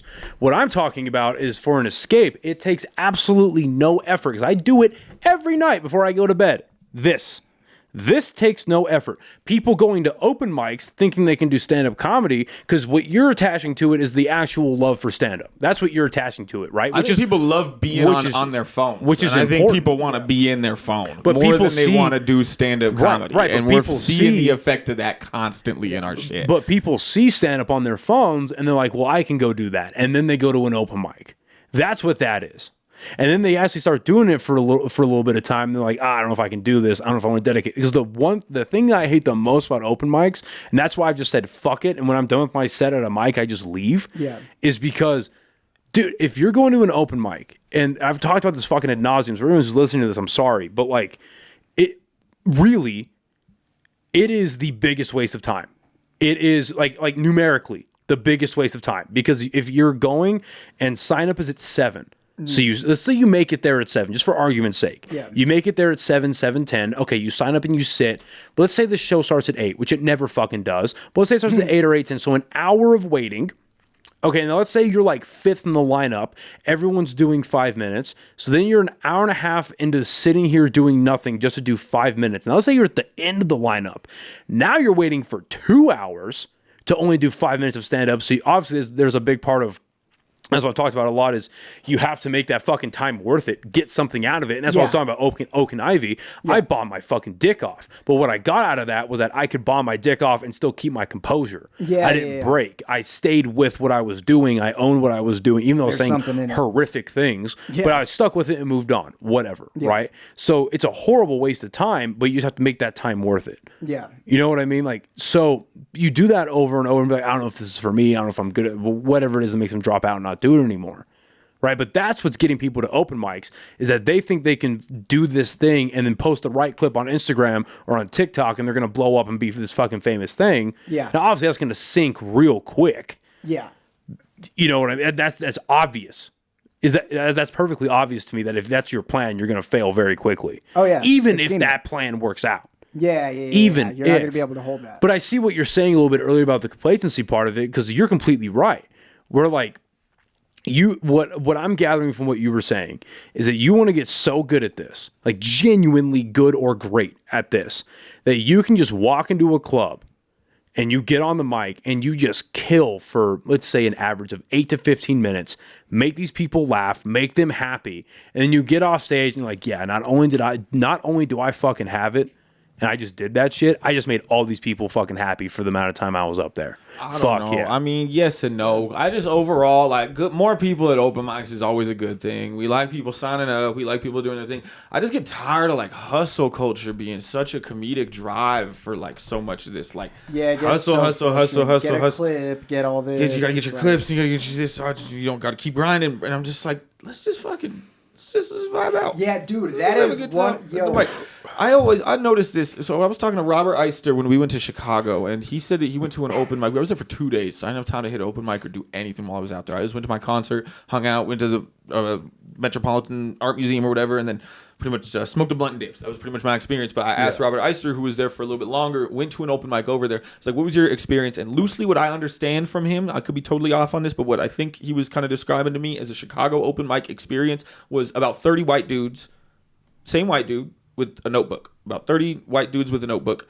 All kind of white dude and with a notebook, doing the same stuff, trying to be the best notebook in the room or whatever. And I have issue with that in just the sense, it's like overall, okay, I love everyone at the mics. Comedy is great. Everyone's in a boom. Let's all get rich and then fuck or whatever. But I just think that when you're comparing the two, you got the open mic with the notebook. All of those people want to get better and they're going to grind and they're going to hustle and they're going to go to the next open mic. They're going to go to they're going to go to 3 open mics that night and they're going to keep grinding. The last guy. I think there's that open mic, and then I think there's the ones that are here in town in Albuquerque. I'll pull up to a red door and it's 6 dudes smoking the same cigarette outside the front of that open mic. There's those two vibes to this thing, right? I almost see that. I don't see this as a fully. But this neither is all the one same. Is worse than the other. It's a matter of preference. I think the notebook one is worse than the cigarette one. No, I enjoy the cigarette mic a lot more than the notebook one. It gets toxic. It's toxic. It's exhausting. But it's only as toxic as you let it be. Because again, you're at an open mic. It's everyone trying to do something, whatever that thing is. They're trying to do something with this, right? A lot of them are probably trying to figure out whether or not they actually enjoy it. Like, that's probably a lot of them. And then the ones that have figured out this is something that they enjoy and want to keep doing, they're trying to get good enough so they can get into fucking Zanies, or so they can get into the Laugh Factory or whatever's in Chicago. I know Zanies is there, but so they can get into these clubs and make a name for themselves. There's nothing wrong with either or. And for me personally, I would choose the hustle culture over the complacent one, because at least, okay, so I forget, I think it's like one of Newton's laws where it's like objects that are in motion tend to stay in motion. Right? Don't you, like, for me, I like to feel that I am still moving towards something. I like being in a rhythm. I like knowing that this, like, and I still feel this, but like, especially like in my first couple of months of doing it. And I remember at the Slice Parlor mic, I had a joke where I was comparing Israel and Gaza to Jake Paul and Dylan Dennis. Yeah. And it got a pop. Yeah. And I was like, oh, whoa, like that's what that feels like? Yeah. Oh shit, I didn't want to go home after that. I wanted to go to another mic and try that out with different material and work things, but I had to wait 24 hours. Yeah. Right? So I actually don't. I would love it if we had multiple open mics in one night. Have you That seen would be fucking great. Have you seen The Comedian? You've seen The Comedian, right? The Comedian. Yeah, The Comedian. Jerry Seinfeld, Orny Adams, the documentary. This is massive. If you're going to continue doing comedy, you need to write this in your phone, and you have need to to watch see The that. Comedian. It is a Jerry Seinfeld documentary with Orny Adams, like Jake just described, taking place in New York.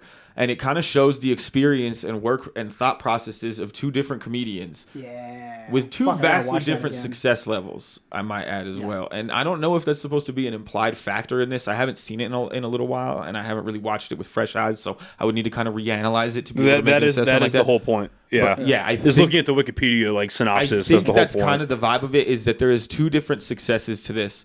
And I think for a very apparent reason as you watch the film, there is two different approaches to this thing that we're doing here. There's Jerry Seinfeld, who is kind of walking in, and I think he's explorative about all this. I think he's humble a little bit, in a sense that I think he knows that his material is good, so he's not humble in that way, but I think there's a humbleness to him in his process. I think he's kind of just going with the flow to an extent. He has a certain grind that he's going to apply to this thing, but then cut to his counterpart, Orny Adams, who I think represents hustle culture, but in probably a dated way, because this is older. This is set a little bit in the past. I think he represents, though, this hustle culture comedian that I think has transferred into this modern times here, that I personally find myself comparing myself to in a toxic way. And that's why I take any issue with this, because at the end of the day, everyone is entitled to this art in the way that they want to do it. And if you want to hustle and you want to grind and you want to sharpen your pencil and you get the fuck out there and you want to work on your shit, you do that, soldier. You get your fucking helmet on and you do that shit. But also, if you just are trying to enjoy your life and you are not sure what any of this means and you're not sure what any of this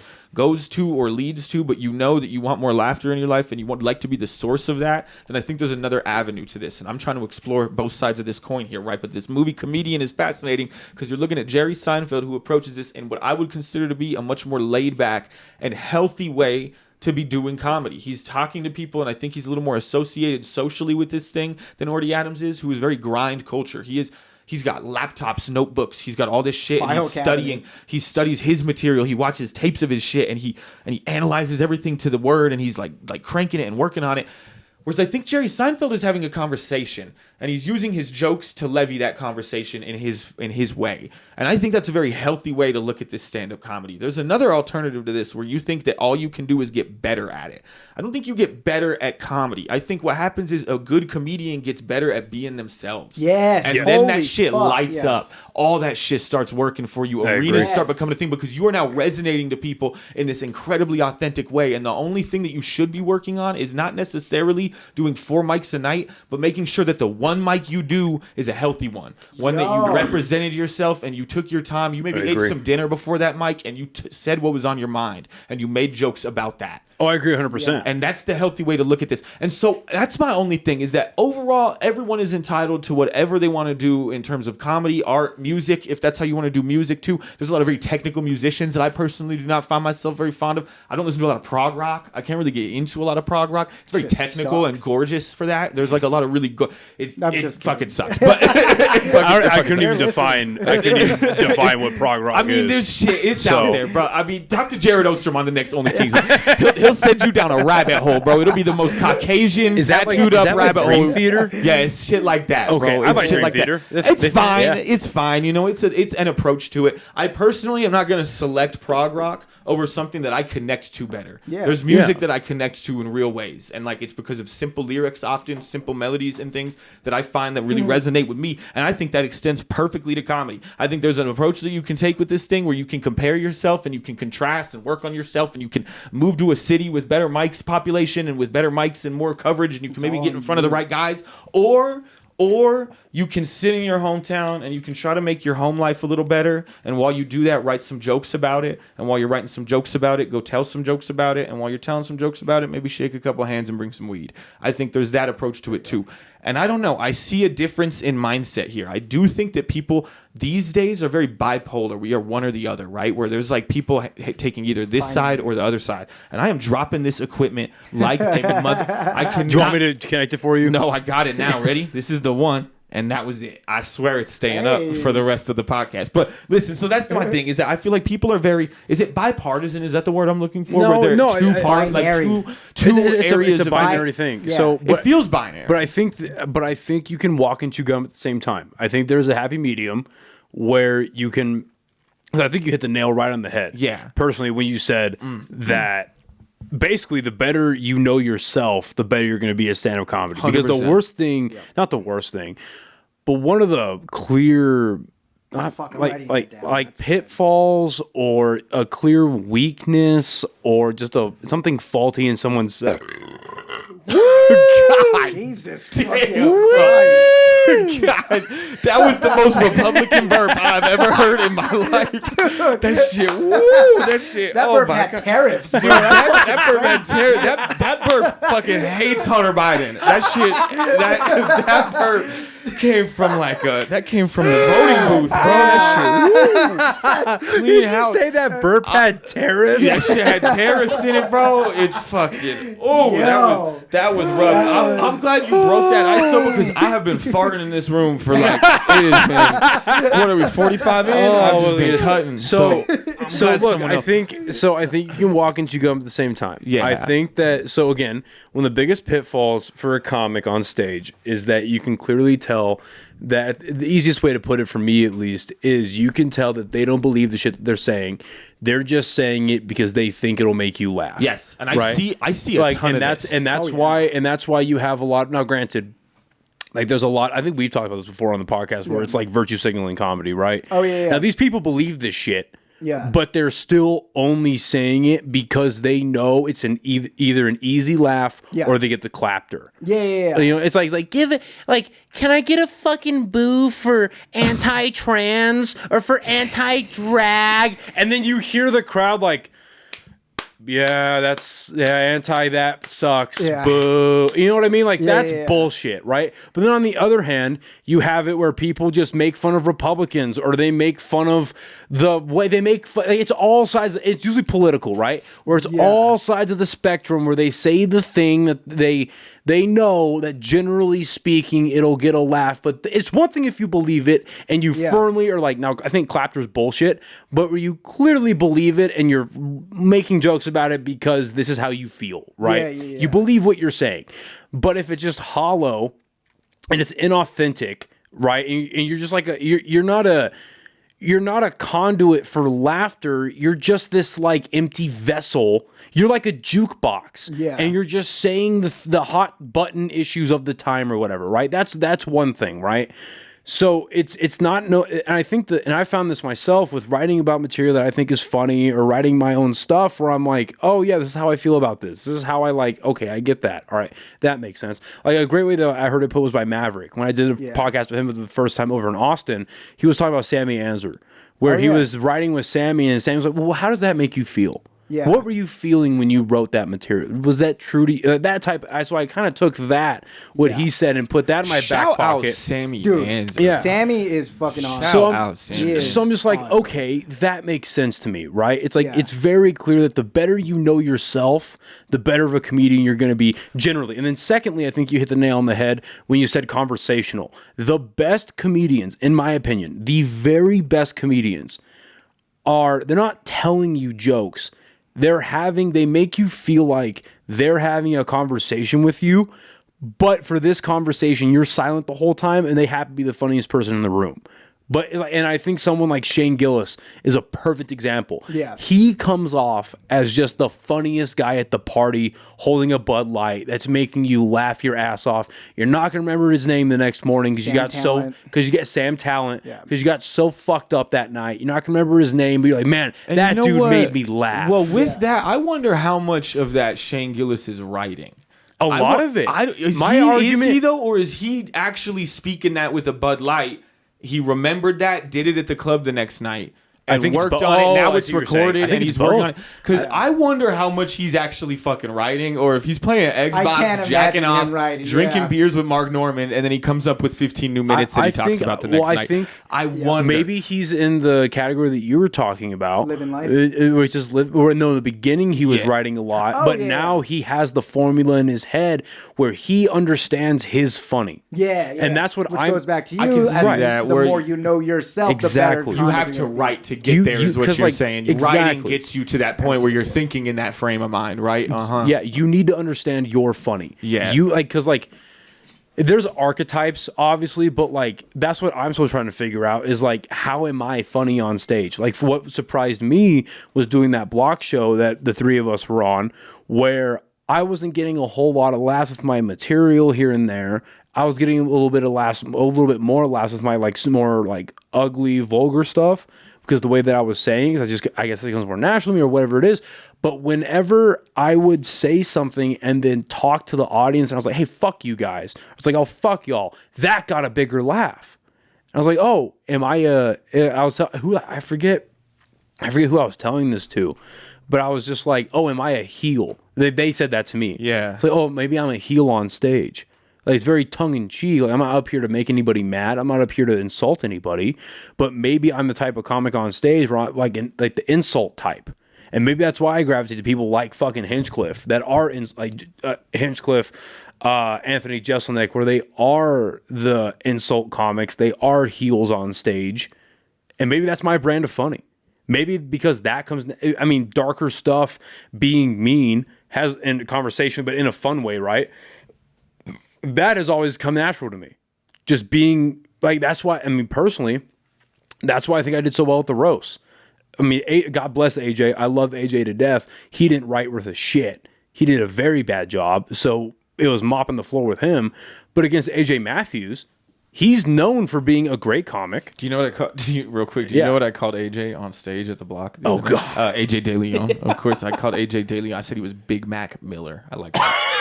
I like that. Dude, I riffed that. Riff that. Yeah. Big Mac Miller. I followed that up. I said he'd Jonah Hill on Xanax. Give it up for Jonah Pill, everybody. Riff City on that kid. You called him Big Mac I called Miller? him Big Mac Miller. I said he about to OD on some nuggets after the Oh, show. my God. But I just...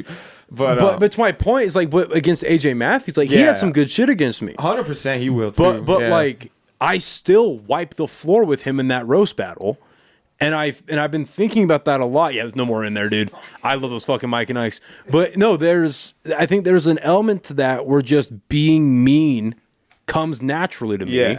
Yeah. And that's why I was able to do so. And I'm still waiting on the next fucking roast battle. To that, it's like they say that, what is that, finding your voice, right? Yes, Figuring out you're funny or whatever they say, that's finding your voice. And what do they say? That takes like 10 years though, right? Yeah, it takes 10 years to find your voice is what they say. Yeah. And so with that, to me, I find like liberation in that fact, because that to me means I got time. Yeah. Well, and that's what I think about a I lot got too. time. Well, that's what calms me down, because like right now, where I'm like, I hate all my stuff. I'm not doing well on stage. The last two shows that I've had, I did not do well.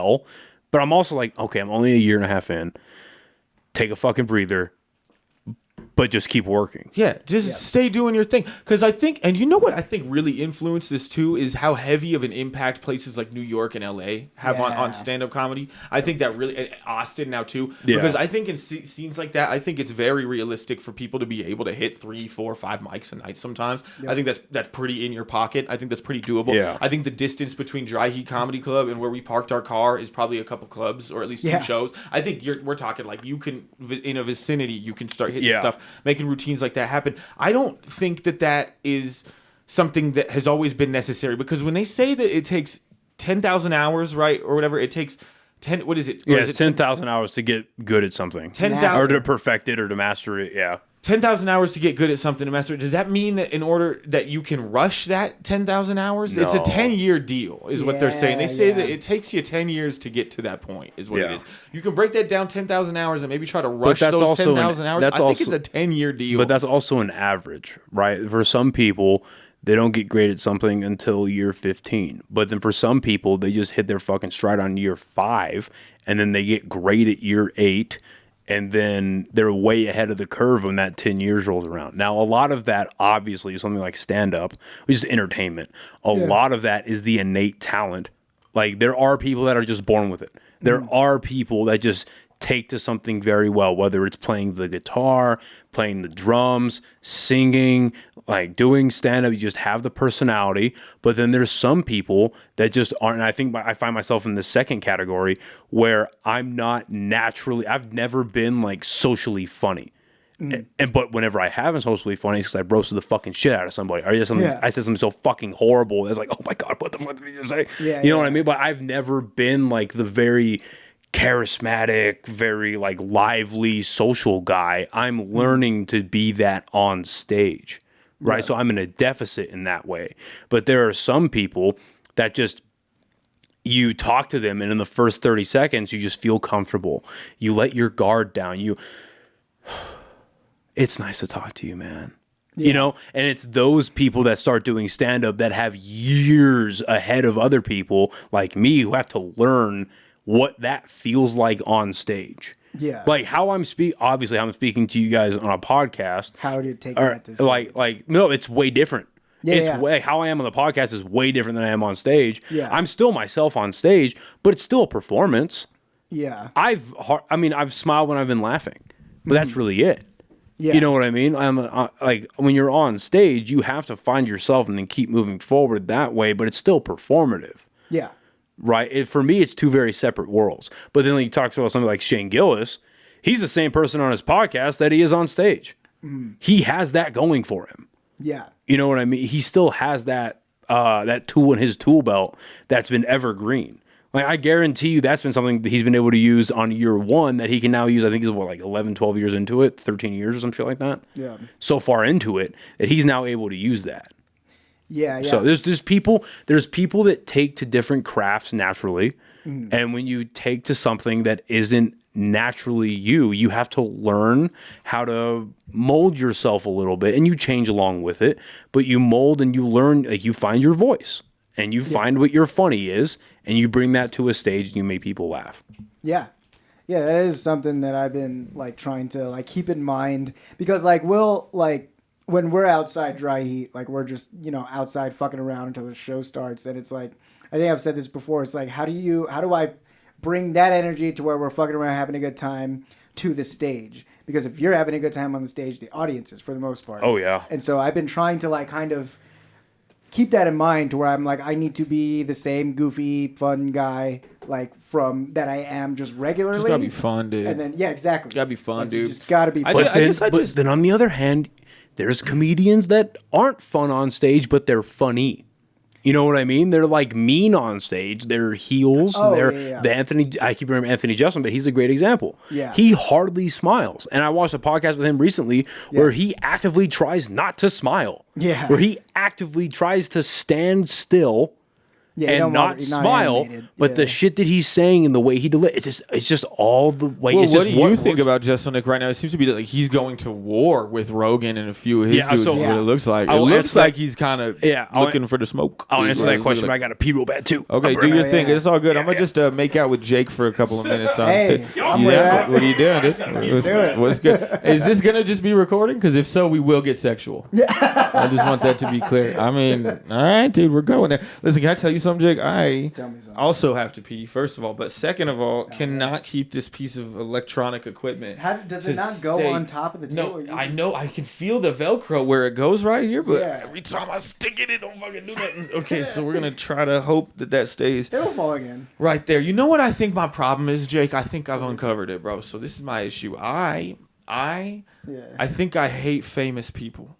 I think I hate famous people, and the reason that this translates to comedy is because comedians are very famous right now. Yeah, we're not supposed to be fucking famous. I don't think we're supposed to be that fucking famous, first of all. And second of all, I think we're supposed to hate famous people. Yeah. Are we supposed to hate famous people? I hate famous people, and I can further this by saying I hate all famous people except for one famous people, and that is Sydney Sweeney. I will always want to be her. Hell yeah. Zendaya, is that what you said? No, her too. Jenna Ortega. You said Jenna Ortega? Oh, they're all the same shit. Yeah, they're all the same. They're all the same chick. There's a few, and there's a sexual undertone to it. That's it. I just know that I don't want to fuck Eddie Murphy. I just know that more comedians need EBT cards. We need to get back to it. Get back to that. You know what? Like, I'm talking specific names too. Like, we need the big dudes all back on the EBT. Well, you know who are the best comedians around, and it's so funny because it was like in Crashing. Colin Quinn is one of the best comics in the entire world, and he's like, I'm not famous. He's like, people will recognize me. Like, oh shit, you're Colin Quinn. Can you grab a corner? Yeah, is it? What is it? It's grab a corner. Grab try to take some. Yeah, they're moving in. a couch. That's what it's. Yeah. See, that's the level. What did he say? He said that doesn't happen to Rihanna. No one ever walks up to Rihanna and is just going, "Hey, Rihanna, could you hand me some jumper cables real quick? Could you jump me up real quick?" Yeah, see, that's what I want to get to. Like, I want to do clubs and everything. That's I like that shit, bro. Yes. That's the shit I like. Let me tell you what I like. I like the idea of us being able to do the clubs, just having that option. Do the cellar. That sounds amazing, right? Like being able to travel into whatever city and we're doing the cellar, we're doing the whatever the fuck. That sounds dope. But I also want to never be recognized in my life. I don't want them to know that shit. I like the idea of if I am getting recognized, it is going to be like, hey, Tyler Lovely, I need help moving on Saturday. What are you doing before the show? Like, are you? Does this mean I get to text you in about a month and say, hey, I need help moving? I mean, that's what I like with my. That's the level I'm trying to achieve. I just want to be able to do the things I want to do without all the fucking you know what I mean? I'm the same way, dude. Stanhope said it perfectly. And the thing with Stanhope is Stanhope gets so much respect from so much great comedians. Yeah. And what Stanhope says, he's like,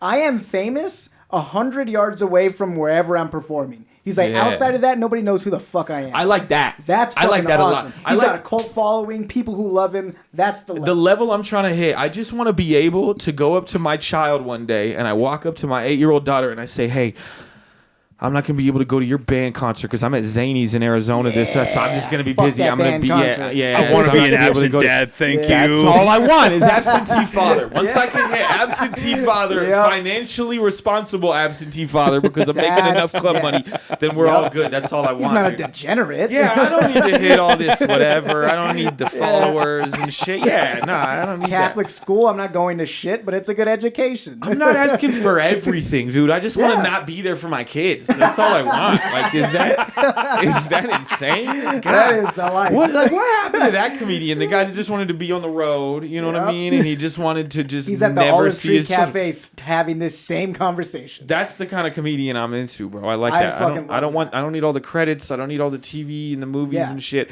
I just want to be able to neglect kids. You don't want to do a late night show once. I'm down with that. I would love those opportunities. I would feel so blessed to be able to do that kind of stuff. You're not going to be hurt if it doesn't happen. I'm not. Yeah. If it doesn't, because this is the way I look at it with that. We're never going to stop stand-up. I personally, no matter how I view myself and my stand-up, I cannot operate in a way where that's something that's on my vision board. I can't do it. Yeah. I did it for years at the beginning of this thing, and where did it lead me? To addiction and like fucked up, stressed out. Okay, because it didn't make sense in my head. It never did, and I wanted these things that just nothing was adding up. But let's be perfectly honest, though. Just because you have something on your vision board doesn't mean you're going to go down a destructive path. Well, no, it does for me. Yeah, well, that's does for me. But the key phrase in there though is for me. Yeah, and I mean that's why I'm saying I don't judge anybody that has whatever on their vision board at the end of the day with it. But I also, you're asking me if I would want to do late night, and it's like obviously if that's something that's opportune to me, yes, I would love that. That would be incredible. The opportunity to do 12 Days of Christmas on Jimmy Fallon. Imagine. That would be dope. Amazing. Like, how have you not done Fallon? Would never say no to that. If you piece of shit. If I was to pursue that though, then I would be first of all complacent right now because where am I not at? New York. Yeah. So me living in Albuquerque is complacent by this definition. I disagree. But if my goal is late night, and I think I got it like that, then really what are you doing not getting in front of those people? But think about how blessed we are to be in Albuquerque right now. No, hear me out. Think about it like this. Because again, so like talking about Robert Eisner going to fucking Chicago, right? Yeah. And we'll wrap about 15. So when I went to Austin, right, that was a huge just eye-opening experience for me, right? Right. Because I saw all of these people that in theory, I didn't talk to all of them, obviously. Yeah. In theory, are trying to do the same thing that we're doing, right? Let's just make a control group and say they all have the same kind of ideas that we do generally, right? So there were like 200 plus people on both Sunday and Monday night signing up for the open mic at the Mothership. Yeah. There are all these people hanging out at these different clubs, at the fucking Mothership, at the Creek, whatever. Different bars surrounding the clubs. Yeah. Most of them are comics. Right. And it was dope. I had a lot of fun. I had a fucking shout out to fucking Maverick. He's the reason. Yeah. He's the reason That that was great. he's the reason. I tell him every chance I get. He is the reason that my Austin trip was so much fun. Yeah. He is the reason for that. Yeah. Anyway, so I go on my own. I go to the Creek and the Cave. Damn, I heard I that. Like, did. did you hear the crispness? That was nasty. That was nasty as Oh, fuck. bro, I don't know. It kind of made me horny. I don't know what that. I'm turning on a little bit right now. I don't know what that was about. So That's I go. a 6 milligram. I heard like a 6. No, I'm a bitch. He's Okay, well, it sounded like a 6, like to my erection, but that's okay. We're just gonna proceed. So I go to the Creek and the Cave for their late open mic on Saturday nights. Yeah. Right. Open mic sign up is at 9. Okay. Yeah. Starts at 9:30 or 10. 9:30 or 10. Yeah. I sign up on the lineup and I confirm with the guy. I'm like, "Yes, how you sign up? All right, cool." Long story short, I'm in that club until 1:15 in the morning Fuck that. and I don't get picked. Yeah. Sorry. Yeah, no, it sucks. No, it's very funny, but it sucks, It's right? fucking hilarious, yeah. So I'm there and I'm like, fuck, this is what it's like in a big city. I don't know Oh, yeah. because I intentionally wanted to go there without Maverick, Yeah. because like I signed up for another mic that they had on Sunday. And I told him, I was like, yeah, I didn't get picked. I don't know what the fuck. I thought I signed up properly, but I didn't and he was with me at the Creek. Like, no, fuck that, dude. We're going to get you on this line. I'm like, no, don't do that. Don't do that. I love you, buddy, but like, no. He's that kind of guy though, right? Definitely, He's that for kind sure. who wants to vouch for you and like stand up Yeah. for you. Okay. But I wanted to go that night by myself Yeah. and see what this was like as just an out-of-towner who nobody knew me, nobody whatever, and I didn't get picked because nobody fucking knew me. I know exactly why that's the reason, right? Or that's the reason why. So I think about it and I'm like, okay, because I was up with the mindset up until that trip, and then I had a good talk with Zach off and on this podcast about why he's not moving out yet. Yeah. And I was like, okay, I can either do this for a year or so or whatever, 2 years, and then in 2025 or whenever, just leave to Austin or go to Denver, these big comedy hubs, and fucking keep grinding there. Or I can take advantage of the numerous opportunities that I have here, still get as good as I can here in Albuquerque, and just do everything that I can in the next 3 to 4 years and then leave. Yeah. Build a following here, build a toolbox here where I have all these skills and take that into a bigger city. Because if I left right now, I'm like a small to medium-sized fish in a giant river. Yeah. If I left right now and went to Austin, I'm a tadpole in an ocean, Yeah. right? So why am I not going to stack the cards in the deck in my favor as much as humanly possible, build a following here, and then go somewhere? Yeah. You know what I mean? Because Yeah. even if you don't have a giant, because even if you don't have a giant following, Right. at least you can go somewhere and have all these tools and be somewhat of a more skilled comic, kind of. And then go somewhere rather than just be someone who's already green in a small city here, and then go somewhere where you're even greener in a bigger city. You see what I mean? I'm following Like that. I agree with that fully. There's so many opportunities that we have But here. also, and if your vision board says that you need to get into Creek in the Cave, which is what we're talking about, because your question was if I wanted to get onto late night, right? If I wanted to get onto a late night show, and if that was on my vision board, just like if your vision you board said get eventually into Creek need in to the go Cave, to these places. You're correct. What are you doing here then? Right, so you're doing everything that you can. You know what Abeda told me, which I found fucking fascinating, because this is an example of somebody who actually has already built a following out here, and I would say a considerably strong one. He's got, I think, 26,000 followers right now. Very proud of that dude's numbers out here, because he's doing his thing. He's getting his numbers up, whatever. He's focused on his thing, and that's what he wants to do, and I'm proud of him for that. And the thing about that is that he told me that when he went to Denver, he was trying to get into, God, what's the big one out there? Comedy Works. Comedy Works. We're trying to get to Comedy Works, and he was all the new faces. He was, and this weekend he was trying to get up there and get some time up there and do his thing. And he came back and he told me, A, he did get into it, and also B, I would like to extend this by saying that Zach Abeda actually has, I think, 5 shows that he's doing at a club up in Denver, I think this weekend. So he is accomplishing and doing what he's doing. But he told me that when he came back, he was like, you could easily spend probably a majority of your comedy career trying to get into the Comedy Works. That is fucking because that's trying to get into that system. Well, that system for new faces is fucked up. Like you have to sign up and then you wait like 4 to 6 months, I bet and then you they that pick everywhere, right? That's the way it is with all this shit. We're so saturated with all of our shit. So if your goal is to get into the Comedy Works, to get onto late night, to get into Creek in the Cave, I think you're gonna have a hard career. If your goal is to sell out theaters and arenas, I think you're gonna have a hard and long career. If your goal is to be a successful comedian, you can do that at Dry Heat this weekend. You can make that room full of people laugh. But then it's the definition of successful. Did I make that room of people laugh? Yeah. Fair enough. And if you leave that club with that as your meter of success, I think that everyone that could be watching this is a hairline away, is a hair trigger away from being a success at something awesome. Oh, and that's simple, and that's the basis of it for me. It's that like, yeah, these goals are dope. If you want to grind it out, dope. If you want to do all that shit, dope. But if you just want to have fun being a comedian, I think it's a very achievable thing to do. Just gotta back it up a little bit. I agree. No, I agree completely. And you're totally saying that too because you're out here doing that. Because just having those successes at Dry Heat is what's keeping me fucking going. Yeah. I'm like, because when I bomb my dick off at Dry Heat, I'm like, no, okay, this one sucked, but I've killed here before. No, it's possible to kill here before. No, I've done that. Okay, cool. We're just gonna pick it up and keep going. Yeah. But yeah, if for the specific goal of like the Tonight Show or whatever, you have to go to those cities, obviously, or just build a huge following to where like you get like noticed or whatever. You're already on a tour, you're already whatever, and your management talks to their man. Like all of that happens. But all I'm speaking to right now is just we have. Like if for me personally, if I'm just tracking the last year and a half, I've done well at the local club. Yep.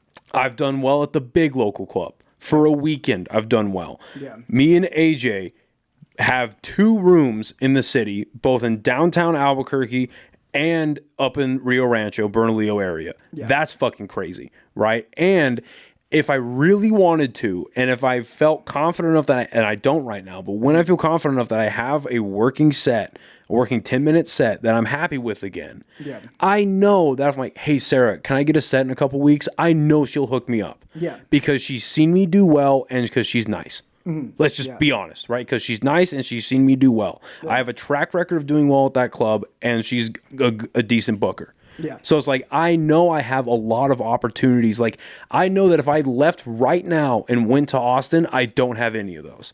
Yeah. I don't have it. And then you pile on the podcast on top of it. I know 5 people in Austin right now that I could more or less be like, hey, can I get on your podcast? Can you get on mine? Yeah. Now, it's a starting point, and that's great. And I'm not diminishing that because I'm very happy that I made those connections while I was out there. Yeah. But I know a lot more people here. Oh, yeah. And this well has not been drank yet. Yeah. Not even close. Oh, yeah. There's so just stay here and milk everything for all that it is. Yeah. Take everything you've learned here and then go somewhere. Yeah, definitely. Yeah, that's definitely the move. Or if Albuquerque stays on the trajectory that it's on and we just keep growing comedy-wise, Hyenas finally opens up, whatever, then you just stay here for even longer and you hit, because this is going to become it's already becoming that. But this is, Zachabay is a great example. This is going to be a great hub to go on the road from. Oh, yeah. Definitely. Fucking Phoenix and Denver. Tucson are like 8 hours away. Yep. Denver's like 6-7 hours away. Austin's a little longer, 10 hours away, but it's still like a 2-hour flight. Yo, I feel like we're giving too much game. Yeah. Like, right? Do you ever feel that way about your podcast? Yeah. No, dude. If there's let some these people know. Austin shithead watching this right now, I want them to know we are not better. Stay where you're at. You stay put with your fucking Vienna sausage fucking barbecue. Dude. We got plenty. It's a feast. Everyone who wants it can eat at the table. Everybody who wants it can eat at the table. Nah, unless you're better than me, then stay where you're at. Just stay where you're at. If you're worse than me, then for sure we got a plate. But if you're doing better than me, go ahead and stay where you're at, because what you're doing is you're enriching where you're at, and so we like where you're at. So if you're better than, but if you're worse than me, come through, dog shit. Come through. But hell yeah. Otherwise, I don't know. We might be spitting too much game about this, bro. I feel that, because this is the thing, is that I love comedy podcasts because we always try to crack comedy, even even though we really already have. We all perform at casadas. We perform all over this state, making people laugh, doing our thing. So at the end of the day, whatever approach you got to this thing, how successful or not you feel with it, as long as you're getting up on these New Mexico stages, I think you're one of my brothers, and I'm very happy to be working with you guys. Same. And I'm glad that there's this, because I've heard the stories, right? I've heard from you guys, from other comedians. I've heard the stories about how comedy was before the pandemic. Cocaine. Well, before pandemic. Yeah, cocaine. Yeah. It's before the pandemic. I've heard, and now I feel like there's becoming, obviously, there's always going to be pockets and cliques and people who don't like you. Like, I know for a fact there are people in this comedy scene that just do not like me. Yeah. That just do not like me at all. And that's perfectly fine. That's perfectly fine. But guess what? And I have this conversation with AJ on a weekly, if not daily basis when we're booking these shows for Safe House and for The Block. Yeah. The only barrier to entry, are you funny? Yeah. That's it. That is literally That's all that matters. That is not true. If you have weed, come through. We'll figure it out. We'll make it happen. But you see my point, right? It's like there are people that do not like me. But also, if those people, when those people get funny, when they get funny, I will book the shit out of you. Yeah. Because I want good people on lineups. That is all I fucking care about. Well, this is the thing. Is that honestly, too, at the end of the day... My point is just like, there's post-pandemic, and as the years have gone on, and the very short amount of time that I've been doing this, there is like a good community of comics that are just like, hey, no, we're all on the same page. We're all working towards this thing. It doesn't matter how long you've been doing it. We're all working on this thing. Let's just keep going forward. And I like that a lot. Yeah, we're fucking balling. I love that. I do love that about it. This is a great place to do stand-up.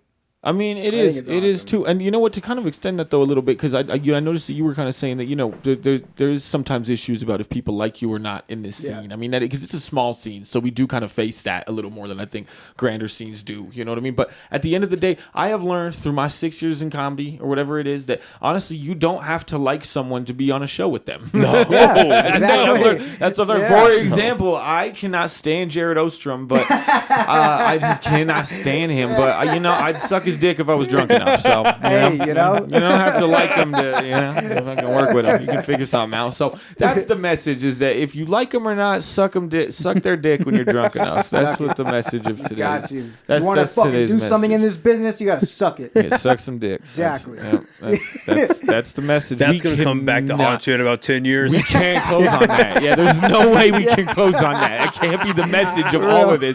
Well, I don't know. Yeah. About that whole Jesselnick going after everybody. Oh yeah. So I think he's taking it to an extreme, but there's a lot of merits to it. So what I saw from him was that his big argument was that if you're a comic that has a podcast and you're having all these political figures on your podcast and you're not fucking with them at all, you're not a comedian, you're a podcaster first. Yeah. And it's like, I see the argument, but it's shallow because again, like I was saying earlier, with most things in life, you can walk and chew gum at the same time. You can wear multiple hats. Like for example, the person that I am on this podcast or the person that I am on stage is not who I am in my workplace. Because if I said half the shit that I do in my real life than I do in my professional work environment, I would get fired. Yeah, obviously. I should probably be fired. I probably should. He was saying how he was alluding to people like Andrew Schultz and Tim Dillon and Rogan who had like JD Vance and Trump and even Theo he was talking about were like JD Vance and Trump were going on their podcasts and they weren't fucking with them enough. Where it's like, okay, yes, if this was a traditional political landscape, I would almost agree with you. But also, there is an all-time high when it comes to distrust in the corporate media that people just don't believe. Like, that's what even right now when people talk about the Kamala Harris campaign, that's one of the huge criticisms against her campaign is that she only did interviews with the corporate media where these like truncated 20 to 30 minute super scripted, very organized interviews where she knew what she was going to get asked. She gave the same answers at every single interview, even when she did the call her daddy bullshit. It was a 45-minute podcast that was heavily edited. You could tell it was edited. There were hard cuts. Are we talking about Hawk Tua? No, it's the other Kamala blonde. did Hawk Tua? Wait, Kamala? No. Wait, we're talking about Kamala Harris right now? I thought we were talking about Hawk Tua She shit would right have now. won if she went on Hawk Tua. Dude, What the if fuck? I Kamala didn't know Harris- she was on Call Me Daddy. She was on Call Me She was on Call Me Daddy, and it was 43 minutes long, 43 minutes, and it was super edited, and it was super, it was fabricated. But if she would have done 3 hours uncensored on Joe Rogan, she would have floundered, because she doesn't last long in a long form conversation, because she doesn't last very long in speeches. In these interviews she does give with the corporate media, she fails and flops at every single one of them. So my point is, but my argument with the whole Jesselnick thing is that you take somebody like Rogan, his podcast has become so massive and so big that when he sits down with Trump, yeah, he can fuck around and have fun, but there are some things that kind of need to come up. And that's the biggest one that came up where Trump failed miserably, is he brought up like, hey, how was the election stolen? And Trump really didn't have an answer for that. Yeah. Where it's like, yeah, if you would think that if you're preaching for the last 4 years that the election was stolen, and that you won the election rightfully, but it was taken from you, you would think that at some point over the last 4 years, you would have a well-articulated answer and evidence to back up why you won the election and why it was stolen. I personally don't think Trump has either of those things in his But pocket. he But doesn't. that's just part. No, he doesn't. No, he doesn't. In regards to anything, but No, he doesn't. But that's my whole point. Right, but that's my point. It's like you can't really I see his criticism at a surface level, but when you just not even just poking holes, but if you just start asking questions to unpack that claim, it kind of falls apart.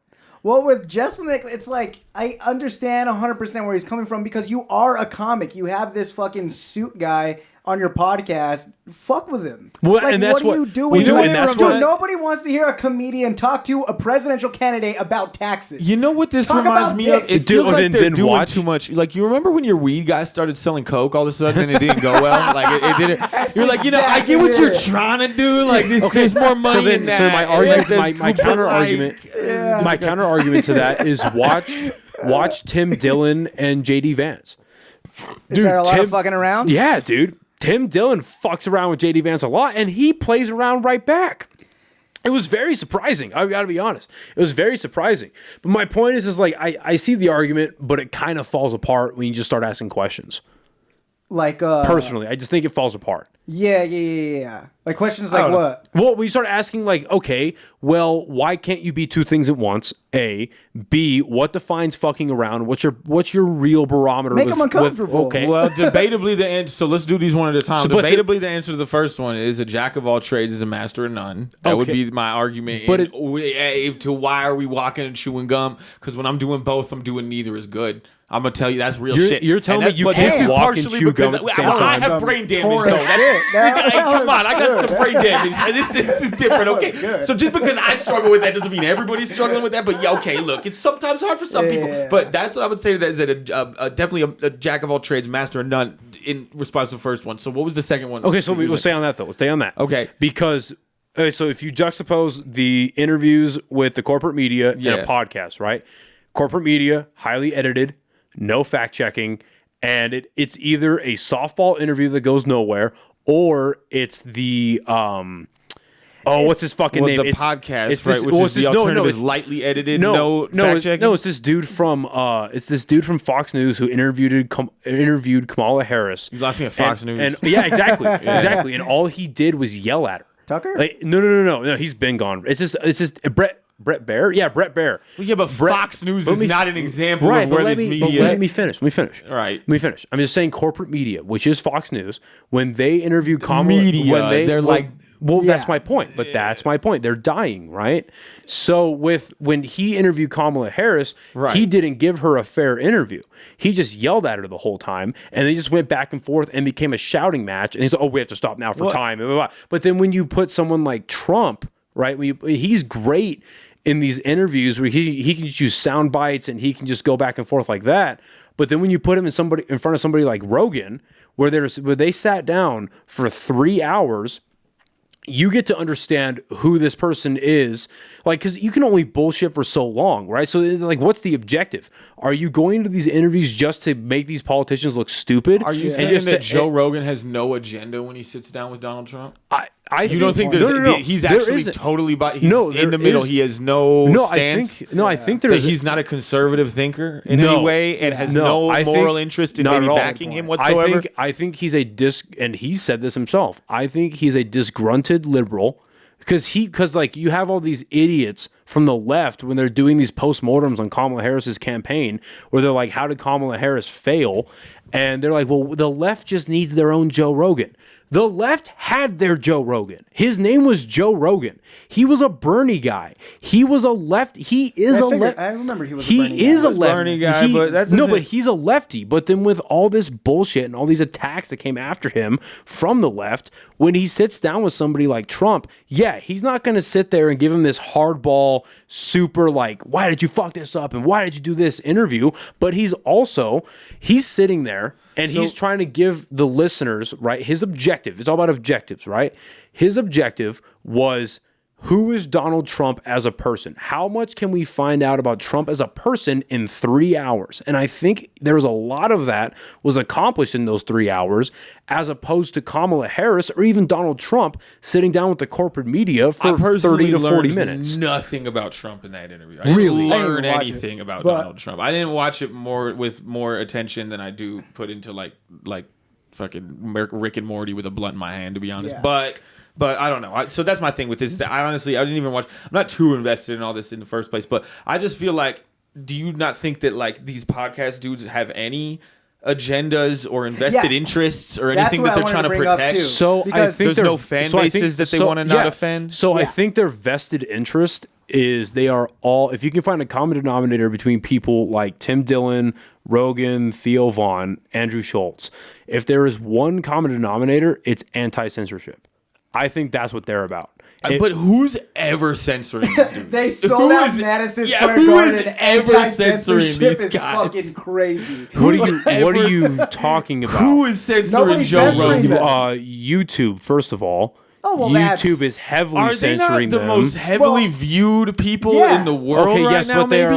But they are also some of the, maybe not Theo Vaughn or Tim Dillon, but Schultz and Rogan are some of the most criticized comedians working today because of their views. But they can sell out Madison Square Garden. Because the fan base is that. Okay, you're separating. Is criticism different than like censorship? Yes. Is that what you're saying? Oh yeah.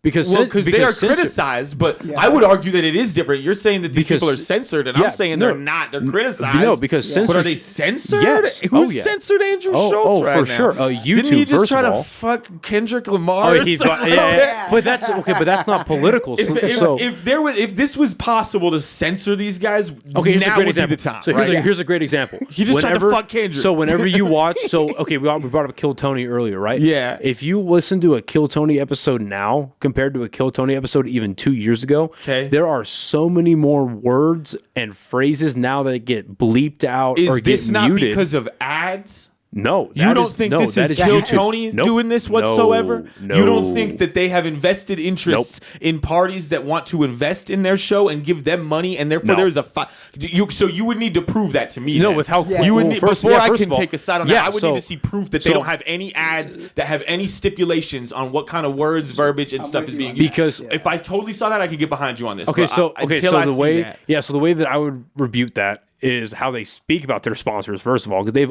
all of them have openly said that they don't need their sponsors because of how much money they make outside of that. Their sponsors make them a lot of money, obviously, right? Obviously. Okay. But when you're if you're a company like, what are the big ones? Blue Chew, Manscaped, ZipRecruiter, Steak. I'm just curious how much money gets lost when an episode doesn't get aired. I'm super curious to see those numbers. But you know how much, the type of person you're sponsoring, first of all, right? Sure. And second of all, my bigger point about this was the YouTube censorship. And YouTube, who's owned by Google, who we know are big donors of the Democratic Party. They are huge. Dude, I got fucking censored by YouTube 3 years ago because because all we did on an episode is heavy COVID censorship, right? And this is a big reason why Rogan moved to Spotify, was because during the COVID era, even if you spoke about Robert Malone, he was a doctor at the time who was getting really big, but he started speaking out about the vaccine because he was one of the major patent holders on the mRNA technology, and he was somebody that was speaking out against or in favor of the mass psychosis theory, where basically what it was basically what he was saying is that all of the narratives surrounding the vaccine were a big psyop, which it really was, and that's a conversation for another time. Yeah. But if you even spoke about Robert Malone, your episodes got either demonetized, or if you were a smaller channel like me, it's like, no, Joe Rogan is not a racist. That's not censorship, though. You're allowed to meme a motherfucker. You're telling me, censorship? You're telling me that trying to cancel somebody isn't censorship. How is that even trying to cancel someone? You can make a meme video about a motherfucker, but that's because they made this whole canceling campaign against Rogan. I think y'all are tripping on canceling as if that's something that's happening. So first of all, you said that who to who? So you said that YouTube was attempted. That's my point. Chris D'Elia was with underage minors. He still sells out everywhere in the world. So that just proved to me that canceling doesn't exist. You can maybe lower some numbers on someone's stream, but that isn't even necessarily evident by the fact that you said that YouTube is dropping and canceling and censoring motherfuckers left and right. Yeah, why did he move back to YouTube then? Yeah. He opened up his Spotify deal directly to YouTube. If he was worried about censorship, why would he post everything onto YouTube? That's my whole point. It's because now that the censorship has lifted, that's what I was trying to say. Because now that's because of it's lifted or it is applied? No, because of all the backlash that happened in like the 2020 to like 2022-ish, when all of that was happening because of all the backlash, because you bring up like, oh, they're still selling out Madison Square Garden, or they're still selling out tours, because they have a fan base that support these people. They have a fan base that goes against these organizations that are trying to cancel these people that are actively saying things that go against their narrative. These people because you got to remember, yes, Trump started the vaccine, but it's the Democratic Party under Joe Biden. They're the ones that were forcing people to take it. They were forcing people to like, hey, either you take the vaccine or you lose your job. Right? So if you have somebody as big as Rogan that's speaking out against that has a huge cultural influence against that narrative, you want to cancel them. You want to censor them. You want to take their stuff. You want to deplatform them. I think that that's our goal, but I mean, that's not necessarily, that doesn't line up with my shit here. You know what I'm saying? Because I don't think that Fox News is doing anything productive, but does it necessarily need to be taken off the air? That's hard to say. Well, Fox News wasn't doing it. No, but do you see what I'm saying though? Like I don't agree with the politics going on that network. Which neither do I. They're a bunch of fucking liars. So, but your argument though is that you think the liberals are all just trying to take down Rogan, like that's our active goal or something like that. No, everyone lived up is the corporate, trying to cancel the establishment on the left. The establishment. I just don't see the evidence of it because he's so prominent and so popular, and he is got the balls of corporate media and society now. Right, like, because that shit. And that was I just don't personally see it. Well, because that has now been solidified after Trump getting reelected. That is now shown that the corporate media doesn't mean shit anymore. Rogan was still getting views before Trump got elected. Okay, so then before that, right? He became after that. N-word compilation video came out, and they people were from the left, whether it was Google, because had Elon bought Twitter yet? I don't think so, because it was Google, Twitter, and then a bunch of the pharmaceutical companies were they were protesting against Spotify to take down the deal that they had given Rogan after that N-word compilation video had come out to try and cancel. Yeah, dude, look into it, dude. Yeah, I definitely need to look. I have no idea. But the reason this all came up, where it's like, are these comedians, like, should they be having these politicians on, whatever? My argument why it's a positive thing is because nobody trusts the corporate media anymore. So now you go to these people who have big platforms, but open forum platforms like Rogan, like Andrew Schultz, like Tim Dillon, even like someone like Dave Smith on like a medium level. But are you seeing any evidence of the problem getting better? Yes. you think that it's getting better. You don't think people are more divided, more confused, and more fucked up than ever? No, because now at least... media was lying to us and shit, and there was like corporate whatever. A perfect example. A perfect example right now. It's impossible to follow. Okay, everything is a mess, and it's all opinionated and valid and crazy. And right. So a great example right now is with the drones flying up in New York and mainly in New Jersey, but there's a few in New York too, right? It's a perfect example. If you go to the corporate media over the last 72 hours or so, they've been all reporting that they either don't know what it is and it's very scary, or it's Iran. That has been the narrative, is that it's Iran. I haven't seen the Iran shit. I've seen that they don't know what the drones are. A lot of them have been saying Iran.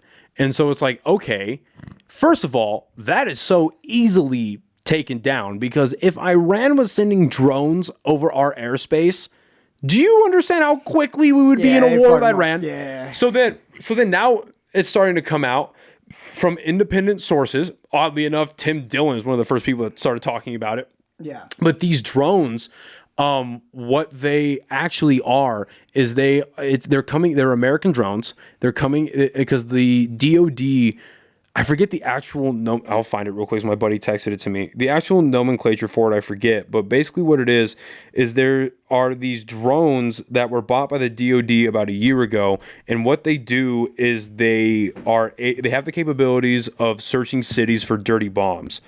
They are... You gotta hit some open mics for that. Where the fuck is the actual... I see what you did there. Hey, you know? Awesome. They are called... Yeah, so you report something for dirty bombs, and... Oh my god, where the fuck is it? Wait, so there it is. It's HPGE drones. And what they do is they search for nuclear radiation detection and dirty bombs as well. Because, and this is a whole other conversation, but there's a lot of evidence going on right now that ISIS is preparing for a really huge homeland attack. And this isn't coming from conspiracy theorists. This is coming from people inside the Pentagon, where like they know that ISIS is right now preparing for a huge homeland attack under Bin Laden's son, Hamza Bin Laden. But yeah, Tim Dillon, out of the people we're talking about right now, he's the one that's been talking about it as of Sunday. All I'm saying is, if you're a comedian and you have Donald Trump on your podcast and you don't talk about the Hannibal Lecter shit, then I feel like you did not do your due diligence, because George Carlin would be turning in his grave about that shit. He'd be like, "You let that fly? You're just gonna let that go?" That's all I'm saying. That's all I'm saying. Ultimately, I feel like you can do whatever you want with your podcast and your following, whatever level of party you want to like portray through your content is totally fine with it. At the end of the day, people are always going to decide what they want to decide. Like I watched a Kai Cenat stream the other day. Dude, I'm not a better person. I don't feel like a better person after that. Don't at all. I feel worse. I feel a little worse about my life too, to be honest with you.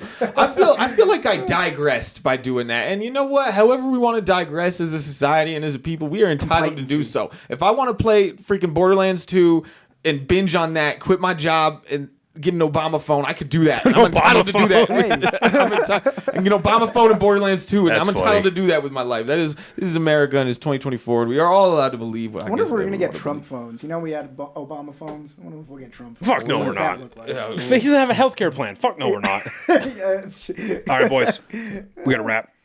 Let's do it. It's been 2.5 hours. I got to be honest. I got to pee, and I've just been farting it up, and I'm ready to wrap. To go pee. All right. So before we get out of here, where can everyone find your socials? Who wants to go first? Haley Welch at